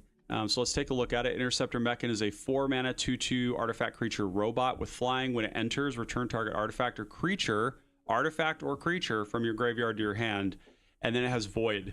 So if anything's left, then it's going to get a counter. So it passively grows. It's got an ETB that rewards us. It's got evasion to pair with this, and then you know, you've got ability to like loop edicts with this. You could go like, you know, turn 1, you know, I don't know, you could do like turn 1 something, turn 2 mana rock, turn 3 Fleshbag Marauder, turn 4 Interceptor Mechan, pick up the Fleshbag Marauder, and then Fleshbag Marauder again. There's a lot of stupid things you can do with this. It's the fact that it brings back artifacts, right? That is really big. And actually, for time's sake, I gotta say I have worked on this one a lot with the patrons. And speaking of which, if you are interested in getting in on these videos well before they come out in a live stream or in recorded format, the best way to do it is to support this work here on YouTube, or on Patreon, or on Discord, any one of those 3. The 4th option is actually, if you boost the server, I will make you a supporter there as well. Server boosts are really helpful for getting us some of these like nice aesthetic tags, and we're actually making our way to level 3 server on Discord, which is great.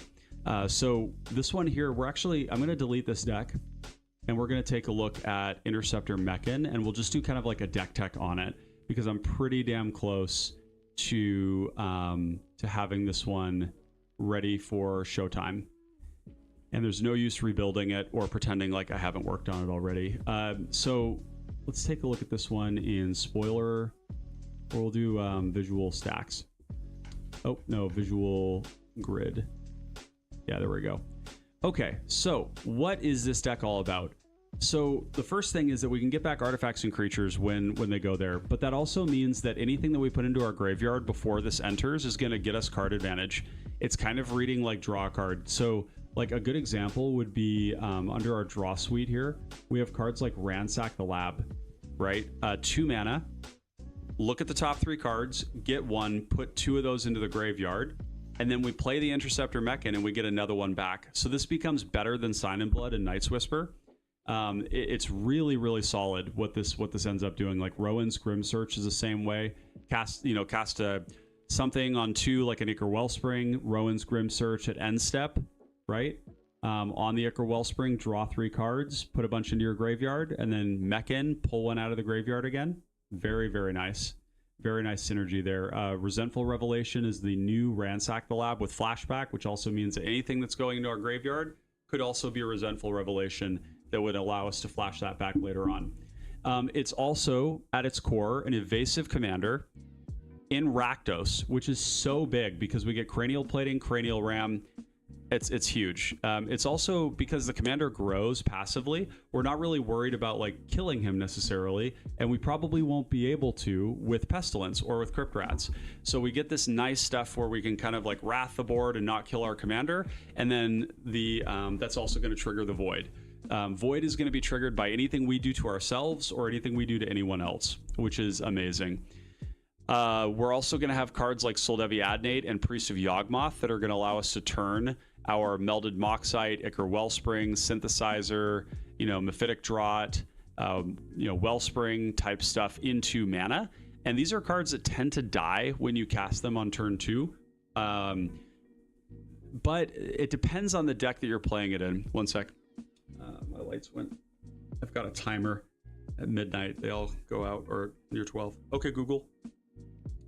Turn all the lights in my house to purple. There we go. Nice little ambiance to match this cosmic vibes. But yeah, basically cards like this, they tend to die because they're like a repeat, they're a repeat sack outlet. They're also like a repeat ritual. They also allow us to reuse our commander, right? Priest of Yawgmoth does not get to see a lot of play because it's only an artifact. Whereas when we go over to Soldevi Adnate, artifact or black creature, right? But if somebody kills one of these, we can just pick it up with our commander. Anything that gets killed before the commander comes down or after the commander comes down can be brought back. Notice that this also, because it brings back creatures, it brings back our pingers. It's a built-in way to continually reuse our pingers. And that's really strong. Also, because it's an ETB, we can play it with Grave Flickers. So we can like Grave Flicker it, Deadly Dispute it, draw 2 cards, make a token, bring back something from our graveyard. It's really strong. And Rakdos is special when it comes to plunder because we get Vanefire Border Post, as well, just another artifact land basically. There's a lot of stuff that works here really, really well. We're going to get Grimbauble and Executioner's Capsule, which we can both reuse. You could go turn 1 Executioner's Capsule, turn 2, something comes out that you want to kill, crack the capsule on turn 2, turn 3, do something, and turn 4, bring it back. Same thing with the Grimbauble. Turn 1, play it out, kill a Mana Dork like an Arbor Elf. Turn 2, Mana Rock. Turn 3, Grimbauble, sack it to Surveil. Turn 4, Interceptor Mechan, pick it back up. Like, a lot of nice value there. You can also reuse Pyrite Spellbomb, which is great.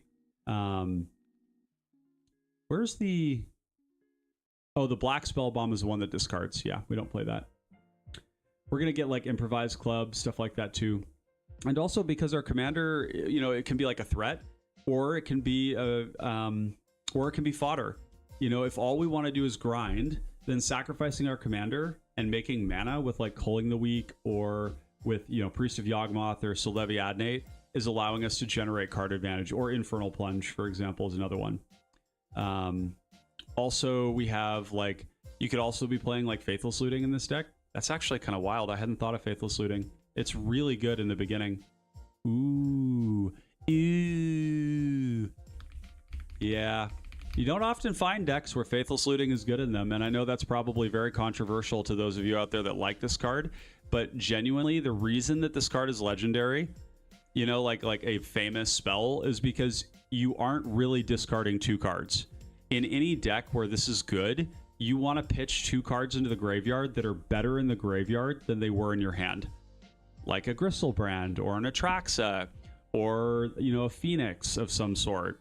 You know, whether it's an Arcbound or what are the Arcbound Phoenix, is that the one? Or the new one that's like a Bone Splitter, right? That gives flying and haste and everything. But in cPDH, we don't get enough redundancy to where this is like drawing 2 cards. Because really with the reason people like this is A, because it puts it in the graveyard, but B, because it's essentially 1 mana draw 2 and then 1 mana draw 2. In this deck, this is actually going to be a 1 mana. So it'll basically, we'll be able to get 1 of the cards back each time we do it. So I do like that here. It makes me wonder about like Grab the Prize as well. Because Grab the Prize, you discard a non-land card, and it's going to deal 2 to everyone, which is going to work with our pingers nicely. We can do it before the commander comes out. That's pretty good. Of course, we're adding cards when I need to be cutting them, but whatever. Get over it. Quartered by Black Mages is actually looking like a bit of a dud here. It is a pinger, which I do like, because this deck has 2 strategies. You kill people with pingers and or killing them with cranials.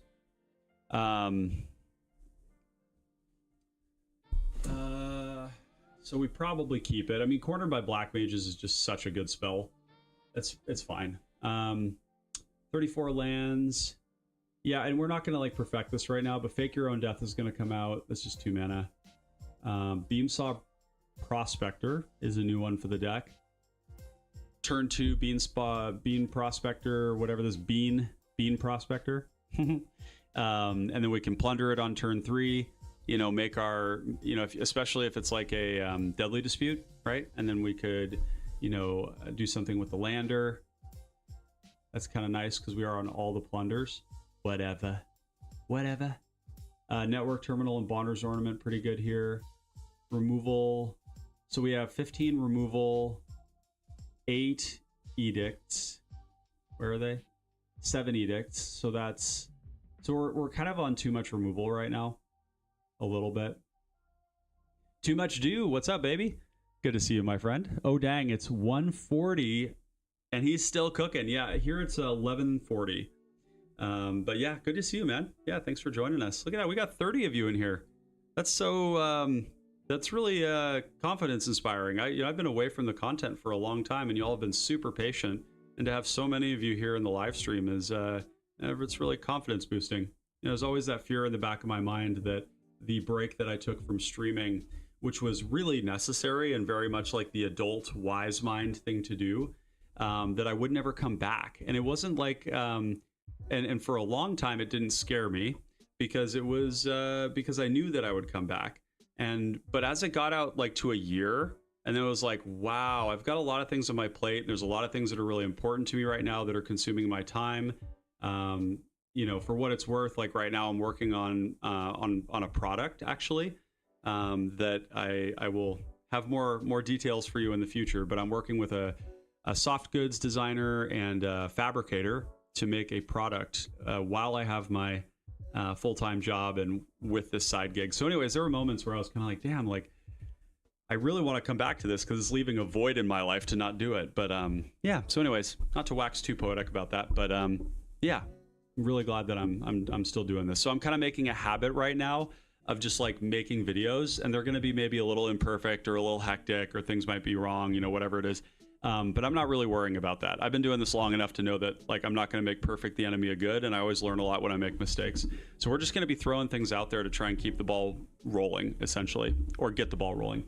Winfro, I haven't kept up with cPDH, but I was excited to see that you were on. Yeah, it's good to see you. It's really fun, and I've had some fun conversations lately as I've been getting back into Magic locally with folks who are part of the Pauper community that we had here in Bellingham that you had come up for. Too much doof, full-time day job and family comes first. Yeah, exactly. At the end of the day, like that, these are the priorities, right? You know, paying the bills, staying fed, staying healthy, socializing. You know, this has got to be additive to my life, and it is, and it's always been that way. So anywho, Peregrine Beckoner, is this really important? This is under protection. It's not really, It's not really protection though. That's not true. It's a grave flicker. It's a grave flicker. But anyways, yeah, so this is kind of what I'm working with. I've got some work to do with the patrons to get this down to 100 cards. But once we do, I think this is a very potent deck. Like, it slaps. In testing, it feels ridiculously consistent. You know, being able to like cycle a Troll of Khazad-dûm so that you hit your 5th land drop, or an Oliphant, or picking up a Fountain Port Bell, or, you know, whatever it is. It's just like a lot of value. Being able to pick up like a land, for example, too, sometimes comes up in the early game. But yeah, to finish my thought, I know I kind of bounced off this earlier, but I did want to mention, so just to expand and elaborate a little bit on ways to support the channel. So something that I committed to before I got back into making content recently was revamping the benefits for you, the supporters. And one of the things that I've long felt is that the offering that I have of you all getting to participate in these videos months in advance of when we actually go live is a much better and higher value offering than me releasing videos that you just get to see a couple days early. Like, to me, there's no question that you guys you all being able to be involved and collaboratively working together and with me on decks, and potentially like adopting some form of championship, you know, like to champion a deck, is really, really high value. And I wanted every level of the membership to reflect that. So what I've done is I've unified all of the membership levels. Every membership level is the same offering, unless you're doing coaching. If you want coaching, that's a separate thing. And part of that comes from the fact that I never want the benefits that this community offers to be trapped behind a paywall. In terms of, you know, if a person can't afford like $10 a month or something. So it's essentially the idea is that you pay as you feel you get value out of this service, right? Out of this stream, out of this community. And so, you know, for people who are able to do it or who do feel like they get a lot of value out of it, it's pay if you can. And if you do, you're going to get everything that everybody else gets. And I think that that's a really good way to do it. I don't want to create a whole lot of like hierarchy in that sense. And I'm pretty confident that what I can offer is worth people's contributions. So, yeah, I will say that the YouTube memberships, not as much of the funds come back through to me. It's a larger cut. They take 30%. So I do recommend going through Discord. They only take 10%. Patreon only takes 10%. Or just going and doing the server boosts. Honestly, server boosts are, you know, it doesn't go to my pockets, but it's it helps grow the community and increase the offering of the Discord server. So anyways, wanted to put a quick plug in for that because I am excited to kind of revamp that, and it's all live, and it's a great way to support this work. So okay, so we've talked a lot about this one here. I think we're good to go. I'm going to be coming back and working on this later on. I think the last thing I want to do is look at MV less than or equal to 2, O, draw, O, discard. I totally hadn't even thought about some of like the cheaper looting spells. Oh, Raceway is kind of interesting too. You do often get yourself to a point in this deck where you actually have more stuff in your graveyard that you want to get out of it than you actually can, which actually leads some credence to the idea of playing some of the stuff like Resourceful Return, Emergency Weld. That's pretty high value. Being able to, like, when this commander picks up an Ichor Wellspring from your graveyard, it kind of feels like you can't lose. It's kind of weird to say that, but like, it's so strong. So strong. Highway Robbery is kind of interesting. You could like plot it. Ooh, you plot it on turn 2. You play your and then you cast it on turn 3 or turn 4, and then your commander comes down. Yeah, I kind of like that actually. It's pretty sick. Card advantage is going to be just so busted in this deck. There's so much of it. Kickoff Celebrations is about max speed. And then you can give everything haste. We're definitely going to hit max speed. And giving everything haste could be good, but like, how many things actually want it? Being able to play the commander, give it haste. I don't know. It's not as good as Melded Moxite. Sapperson's Brew. Oh, Scrapwork Mutt.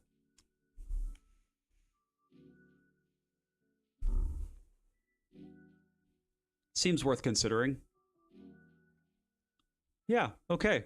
So there we go. That's this one right here. What's up, Dak? Is there also a sort of primer for combo? I find that one harder to judge if I should play more removal, draw, ramp. Is there a sort of primer for combo? You mean combo for Interceptor Mechan? Yeah, provide a little clarity on that. Like if you're talking about in general, it's really going to depend on the deck. The simple answer is complicated, which is that it very much depends. I wouldn't be playing this one for combo. Oh, just in general. Yeah, so when I'm playing combo, I'm generally thinking about removal as something. A lot of times combo has to do with your graveyard. Not always, but a lot of times. Or several of the combos do. And so when I think about removal, I'm thinking about things that take care of non-land permanents as a category, because you might want to be able to doink like a big commander threat, or to get rid of something like a Tormod's Crypt, Nihil Spellbomb, Honored Heirloom, I guess, Relic of Progenitus, something like that, where end step you can bounce it and then you can go for your combo. I also look at cards like Fadeaway and Wraths. I'm a big fan of these like Dimir combo decks, Flicker in particular, where you can play cards like Pestilence and Crypt Rats. And because you are combo, you are playing rituals. So like Baleful Strix, being able to play cards that asymmetrically set everybody else behind and then give you breathing room are really strong. Fade Away is another one where like you're playing against an aggro deck, they're coming out hot, it's like an Arabella or a Gut, and you just fade away and you basically like ask them, do you want to have like nothing but creatures or your lands? Right, it's very punishing. So that's something I look at as well. I also look at fogs. Fogs are important. So if you're in Simic, I'm a big fan of your Tangle, Moments Peace, Spore Cloud type stuff. And if you're in Azorius, you're going to be on Prismatic strands, and probably, I don't know, maybe like Safe Passage if your creatures are important to you. But that's kind of what I think about in general. You said Dax says, I built Kiru Goldkeeper. It has several combos. Yep, yeah, it's a combo.deck. Most infinite mana payoffs via Freed from the Real, but also Kiru Tortex. Yep. So for Kiru, you are blessed with a embarrassment of riches as it relates to Wraths, to Edicts. Edicts are another one. Edicts are great in a sense that, or they can be good in the sense that it's going to asymmetrically reduce the pressure on you by 3 creatures instead of just 1. But yeah, you're gonna get Tangle, Moments Peace. Both of those I recommend playing. You can also play Darkness. Brother, Darkness. Darkness is fabulous. Nobody expects it. They shouldn't expect it. It's only 1 card in your deck. There's no replicate copy of it in the format that is for black. And I think that I've won every single game I've cast a Darkness in. Like, not hyperbolically. It's so backbreaking when people expect that they're gonna kill you and then you just like 1 mana, no combat damage for 1 black. So yeah, those are the 3 that I would look at there. I would also look at life gain, like Crypt Incursion potentially. Gary should probably be in the deck, just as ways to gain life and recover, because Kiru Goldkeeper is like a very important a very scary deck. There's a lot of scary shit that comes out of that deck, and you're not always going to know how the person built the deck. Like, what combos are you using? I know what their payoffs are, and the payoffs are like black creatures that don't die to non-black removal.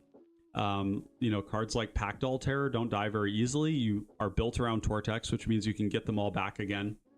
So yeah, as it relates to Kiru Goldkeeper, I would definitely be built to survive. There's going to be a lot of people out there tempted to build it turbo, and I'm sure it's very good turbo, but we got to be real with ourselves. Like, you're going to scare people playing that deck. They're going to be concerned about randomly dying to you. You're pretty durable. You have the ability to gain life, wrath the board, edict it, recur your creatures, tutor for them, ramp, kind of all of it.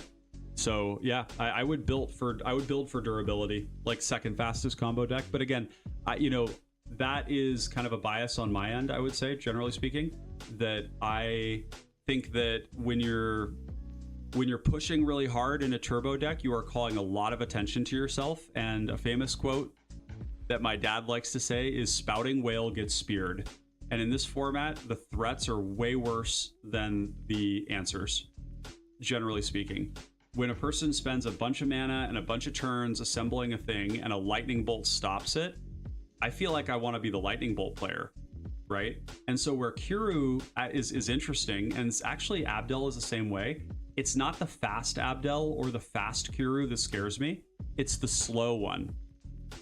Because the slow one where you're like looping your fogs, you're ramping like crazy, you're recurring your creatures, nobody has an answer for your Tortex, and you're just constantly kind of like presenting a problem. And it might be very hard to stop them. And then eventually you're deep enough in the game that they play a Pestilence and they kind of reset your whole board. That kind of freaks me out, you know? And so, yeah, I think building for durability and combo is a good idea. There's definitely a lot of people that disagree with me on that, so take it with a grain of salt. But, you know, my specialty and the thing that I ended up getting good at because of when I started in the format was about trying to beat combo. Back when I started playing, it was all combo. And so I know a lot about that bit, and I think it just sticks with me. It's kind of my play style, preferably, is to be, you know, like third fastest, fourth fastest, and rely on like a deck that has a lot of card advantage, disruption, and grindy sort of elements that are very replaceable. You know, a lot of redundancy. Yeah, you're very welcome. That's why they pay me the big bucks, right? Like and subscribe, common connoisseurs. Okay, so yeah, I think we've done a pretty good job here. Before we get too deep, and I think just based on the time here, instead of building Tanuk, we're just going to look at the one that the patrons and I are working on. And we may come back to these with individual videos to really do like a full primer on them. But I just kind of want to get through these most important commanders. And these are not the only commanders, by the way. I want to mention that were good for the format or for the set.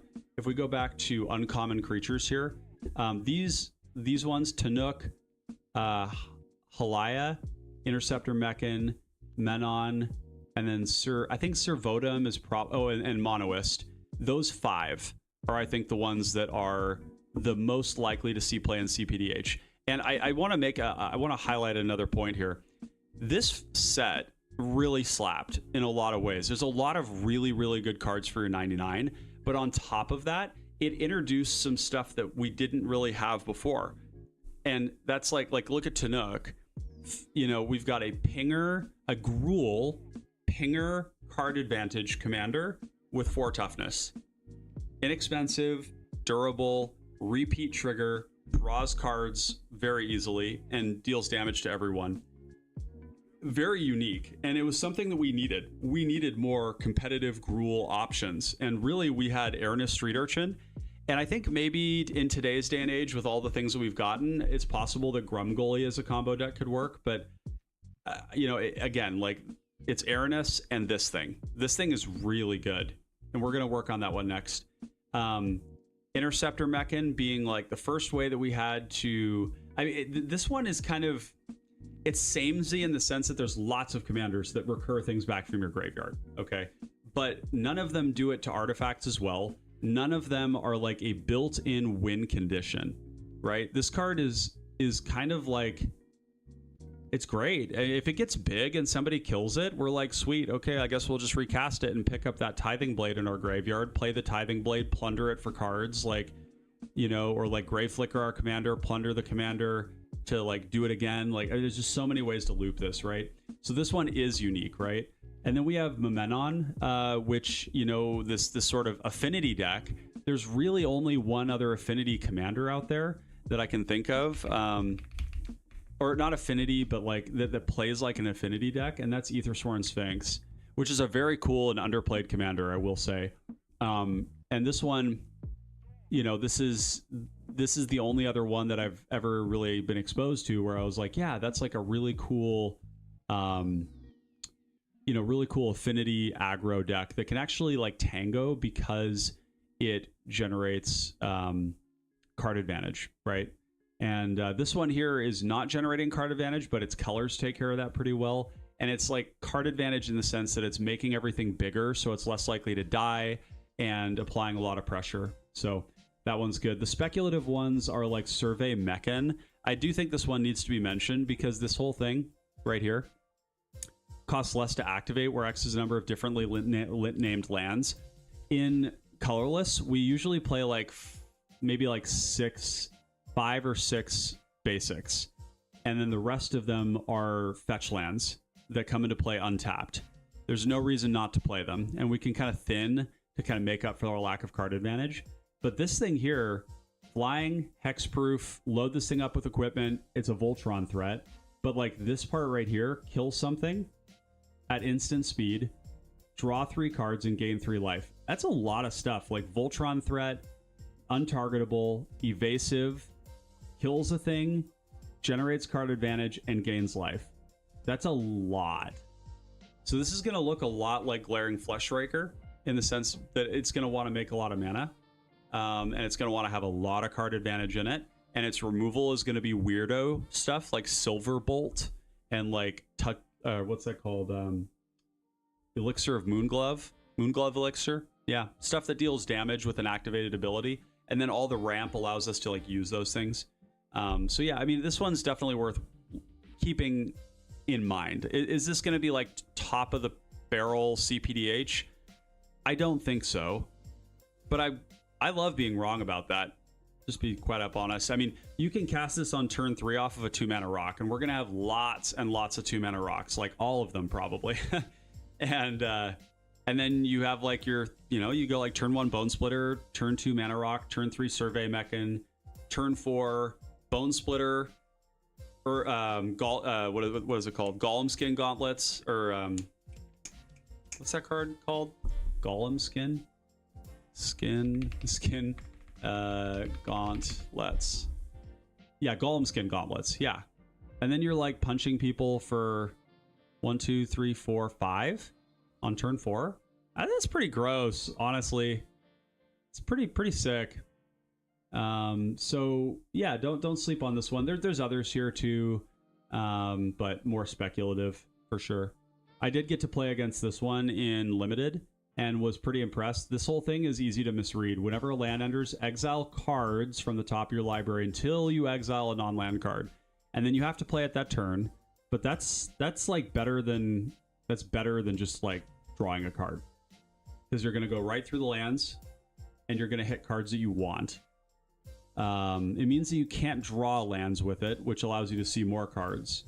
But yeah, like big red control is absolutely a thing. It's a shame that it's reach and not trample, but here we are. So anyways, there we go. So let's take a look at Tanuk, and then we're going to wrap things up, just because my brain is rapidly going to start to melt, and I do need to get to sleep here soon. Oh, not Mechan. We're looking for Tanuk. Tanuk, and da.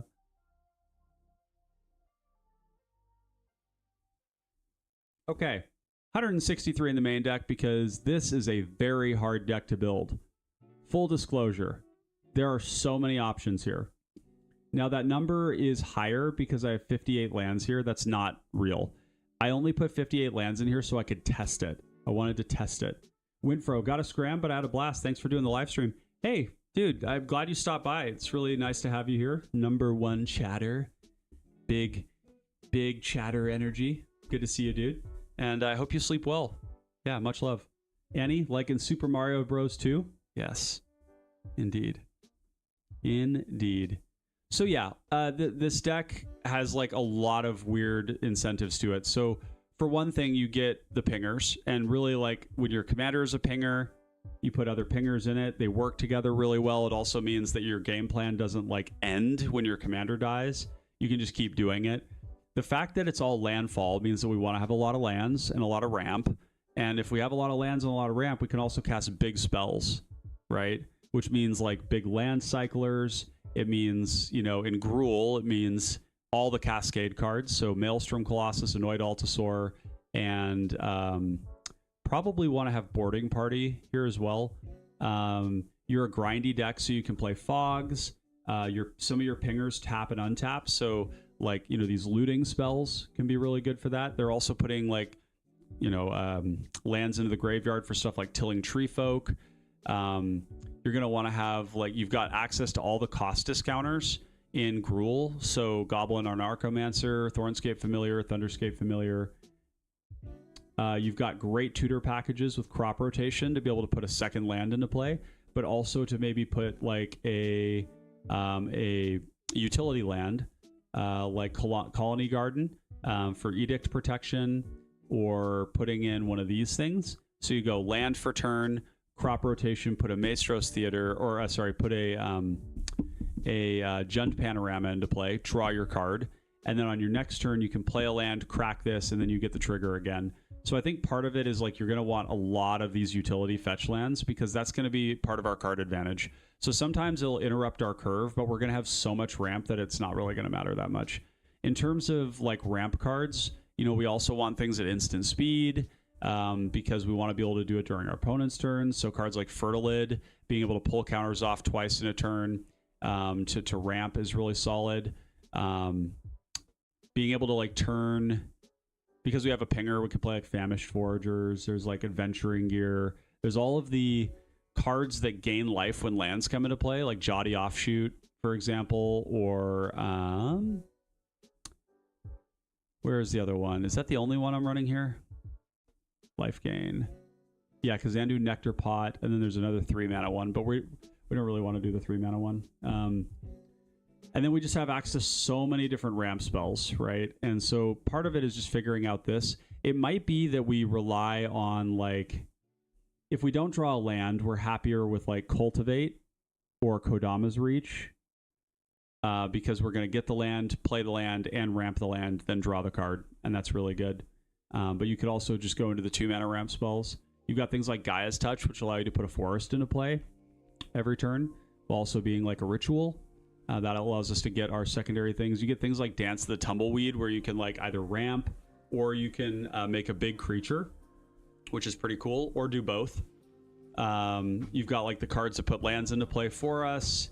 So there's a lot going on here. And then also, like, with your big mana, why not just play some massive X spells? You know, Rolling Thunder and Fireball hit like a truck. And when you're making like 15 mana and like by like turn 8 or something stupid like that, you're going to be really happy to draw one of these and like selectively board wipe the table. Pretty nice. There's also like the landfall type stuff. Not a huge fan of it, but the fact is that like looting is going to be a part of our card advantage too, and being able to loot this into the graveyard is good value. This one also finds a mountain, which is kind of the reason why it's here. Territorial Scythecat for the landfall type stuff.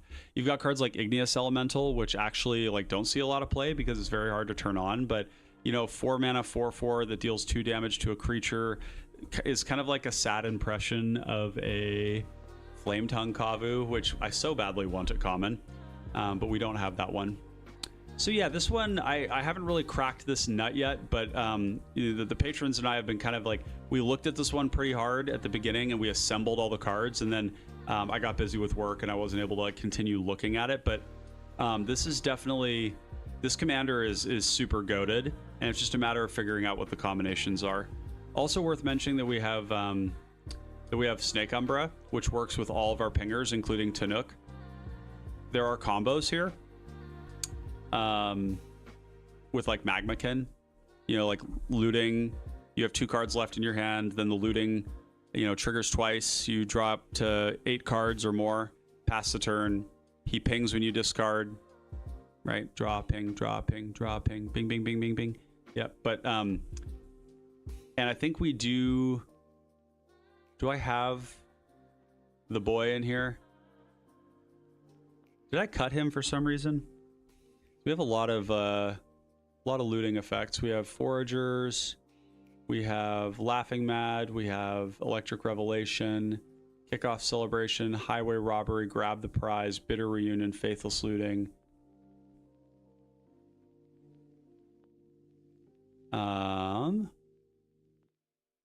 So yeah, you also could put in here the other one. The other thing I was going to mention too, is that in terms of pingers, we actually get access to a unique class of pingers, which are the landfall ones. So we get Sabotender, and we also get Spitfire Lagak. So we're actually running kind of the same number of pingers as like Third Path Iconoclast. It's a little bit more, but yeah, pretty sweet. Also worth mentioning, this is an Orcish Lumberjack deck, which is kind of crazy. That's a lot of mana, especially if you're able to recur the lands.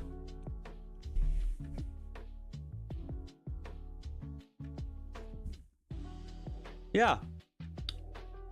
So there we go.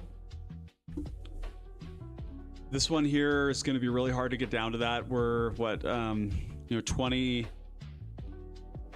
probably 20 lands here. So another 40 cards to cut. There's definitely a lot of cuts here. We're going to cut a teeny bit of removal, a lot of ramp, probably like one pinger, maybe like this Glassworks. Although Glassworks is quite nice, removal spell with all the mana we've got. 3 mana is no problem. Sorcery speed's fine because it's also turning into a pinger that works on the end step, which is really great. We're also, and then there's stuff like Adventuring Gear, which could go away. It doesn't need to be here because we don't need to attack necessarily. Some of these value things like your Owlbear might not stick around. We'll see. Owlbear is very easy to cast on like turn 4. Very, very easy to cast on turn 4. And there's a lot of big stuff here that we can cast. But yeah, anyways, that's kind of the deck here. So with that, unless anybody else has anything they want to talk about briefly, I think we're gonna start to wrap things up here and call it for a night. This has been really fun. So today we went through Monoist Circuit Feeder as an artifact control deck. Fairly simple game plan. Ramp, disrupt, edict, draw, commander to kill something important, and to buff up a flyer that then punches for a lot of damage. So it's like, our removal spell, and it's like a double closer. It's a 4-shot kill with 4 power. So it's like cranial. It's kind of like Hollow Marauder in that way, in the sense that it's like, just built in, you've got a great win condition. It pairs really well with the cranials. We've got lots of different pingers that we can play to like reduce everybody's life total. Inherently, we're still a Pestilence Crypt Rats deck. We're an Initiative Monarch deck. We've got lots of ways to like repeat card advantage with stuff like Swarm Color, or with Ahriman. Lots of explosive rituals to go off in the mid and late game to take control of things. This one's sweet. Next we worked on, what was it? Next we worked on Mimeon, which is this Izzet Affinity aggro, kind of proactive mid-range maybe, but it's pretty aggressive, where we've got lots of cool synergies with Proliferate, with evasive creatures that are going to get to like 4 power. They're going to be pretty scary. And when somebody has to spend like a premium kill spell on like a 4/5 unblockable like Slitherblade, it's not going to feel very good. We've got pingers in this deck. We've got great card advantage, got lots of like high velocity, inexpensive buffs that put like a disproportionate amount of power onto things that you can't block, including the commander. Lots of access to great protection. We're going to have a great removal suite in this deck. So definitely a cool thing going on here. The next thing that we looked at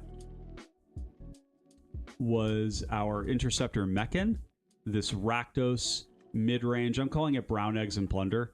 Or maybe it's like Eggs and Plunder. What would be the color?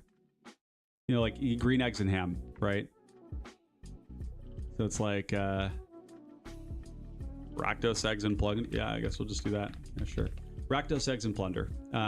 Again, we've got another artifact-centric deck where the commander is like a value engine, recurring our card advantage, our disruption, kill spells, edicts, things like that, passively growing into a powerful threat that also flies, and that actually can act as sacrifice fodder to powerful rituals or to plunder effects, with the ability to loop it with Grave Flickers and a decent amount of ramp.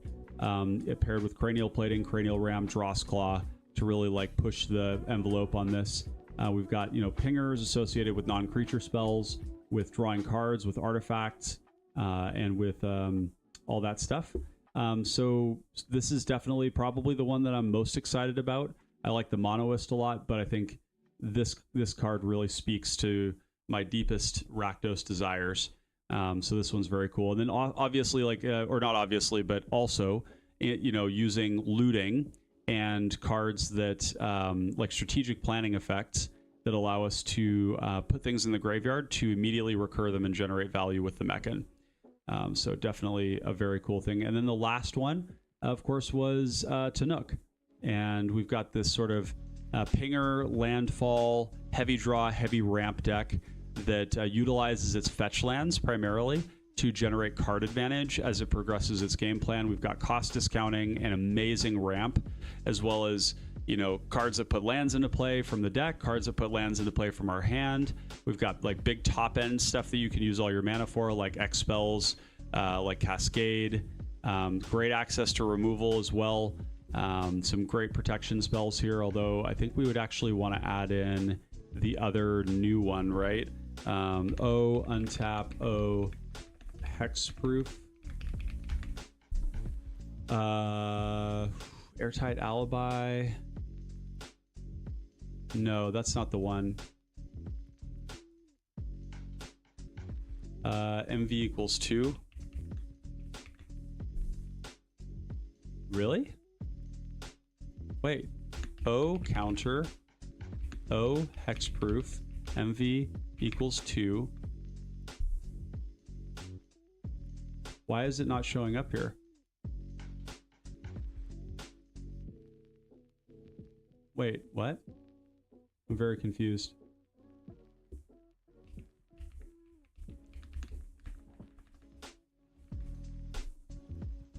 Yeah, biosynthetic burst. Oh, it doesn't grant hexproof. It's just indestructible. Okay. But we probably want to play this as well in that deck just because the counter works really well with Evolution Witness. And when you're in these decks and you're scrapping for card advantage, the ability to have an engine like with the Evolution Witness, which we can find with the Wirewood Herald, is very good. So anywho, this has been really fun. I'm really glad that that you all were here to hang out with me tonight and to take a look at these really exciting commanders for this format. I think that this set was a slam dunk. I'm very impressed with how they made it feel like part of the Magic universe while also being in a setting that they've never really done before in a non-joking way. Being in space is definitely a big change, and I really love it. It feels like an amazing space opera. The lore behind it is so interesting with all of these competing factions with different values, I would say. You know, your white and your black are the only ones that are truly oppositional, where one of them is about the singularity and the other one is about the expansion.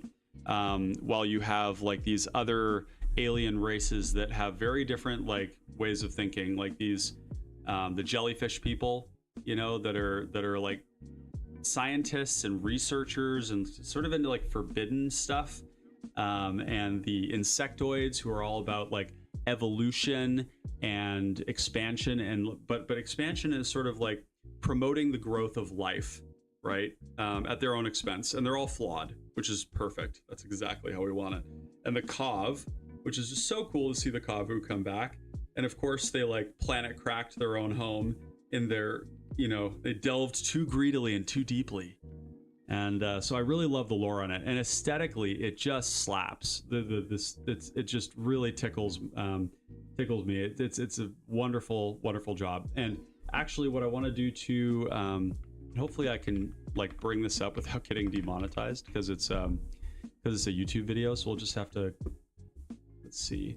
I want to recommend a video that just came out from Ristic Studies. You all know him, you all love him. Ristic Studies is a great guy. It's called The Edge, a distant locust of a dying star. And this is such a damn cool video. I highly recommend, maybe tonight, but as you're, you know, going to sleep, you can listen to this, and it's got great art. It really dives into it, and it's super awesome. So all right, with that, I think we're going to close things down. Annie, I hope you have a great night. And to everyone else there, thank you so much for joining us. If you do want to support the server, you can go to the membership options in YouTube. You can join the Discord to support through the Discord membership. You can support through Patreon. All the levels there are pretty much unified, and basically all of them have options that go anywhere from that can start at as little as $2 a month to support this work here. And by doing so, you get access to a really thriving, active, and vibrant Discord community. And essentially, you get access to this supporters section of the Discord here. You can go under supporters deck lists here, and you'll see all of these incredible decks that we're working on and collaborating on, and you're going to see them and get to participate in them well in advance of the live stream, which I think is a really fun thing. It's one of my great pleasures to be able to collaborate with people on deck building, and everybody brings their own attitude and their own sort of vibe and their own experience to building those, and it means that we build better decks together. It also gets you access to the cPDH competitive team for the common connoisseurs, where we cultivate people and competitive players, right? It's focused on building ourselves up as people and as competitors and using the best practices of competitive anything to really elevate your gameplay. If you are interested in coaching, you can also reach out to me directly, and we can talk about doing that in a discrete setting. If you have like a certain problem set you want to work on, or a deck that you want to build together that you want to sort of get coaching on, that's a great option for it as well. A reminder as well that all of the membership options now have been unified, meaning that all of them offer the same value. They all offer everything. So it's not that you're getting less if you end up wanting to contribute more. It means that everybody else is also getting it, which is great. Just wanted to make that really egalitarian. And so yeah, if you do want to support, that's a great way to do it. The last thing I want to mention too is you can also do it through boosting. If you boost the Discord server, you will actually be added as a supporter as well. So anything starting at $2 a month is a great way to do it. Shows your appreciation for this and gets you access to a great subsect of the community in this server, which kind of wild, but you know, it's 800 and almost 850 people, you know, all passionate cPDH players who are really joyous and motivated to see this format grow and expand. So with that, we're going to wrap things up. Connoisseurs of Fine Common Cardboard, thank you so much for being here tonight. And wherever you are in the multiverse, we'll catch you on the battlefield. Thank you so much and have a great night.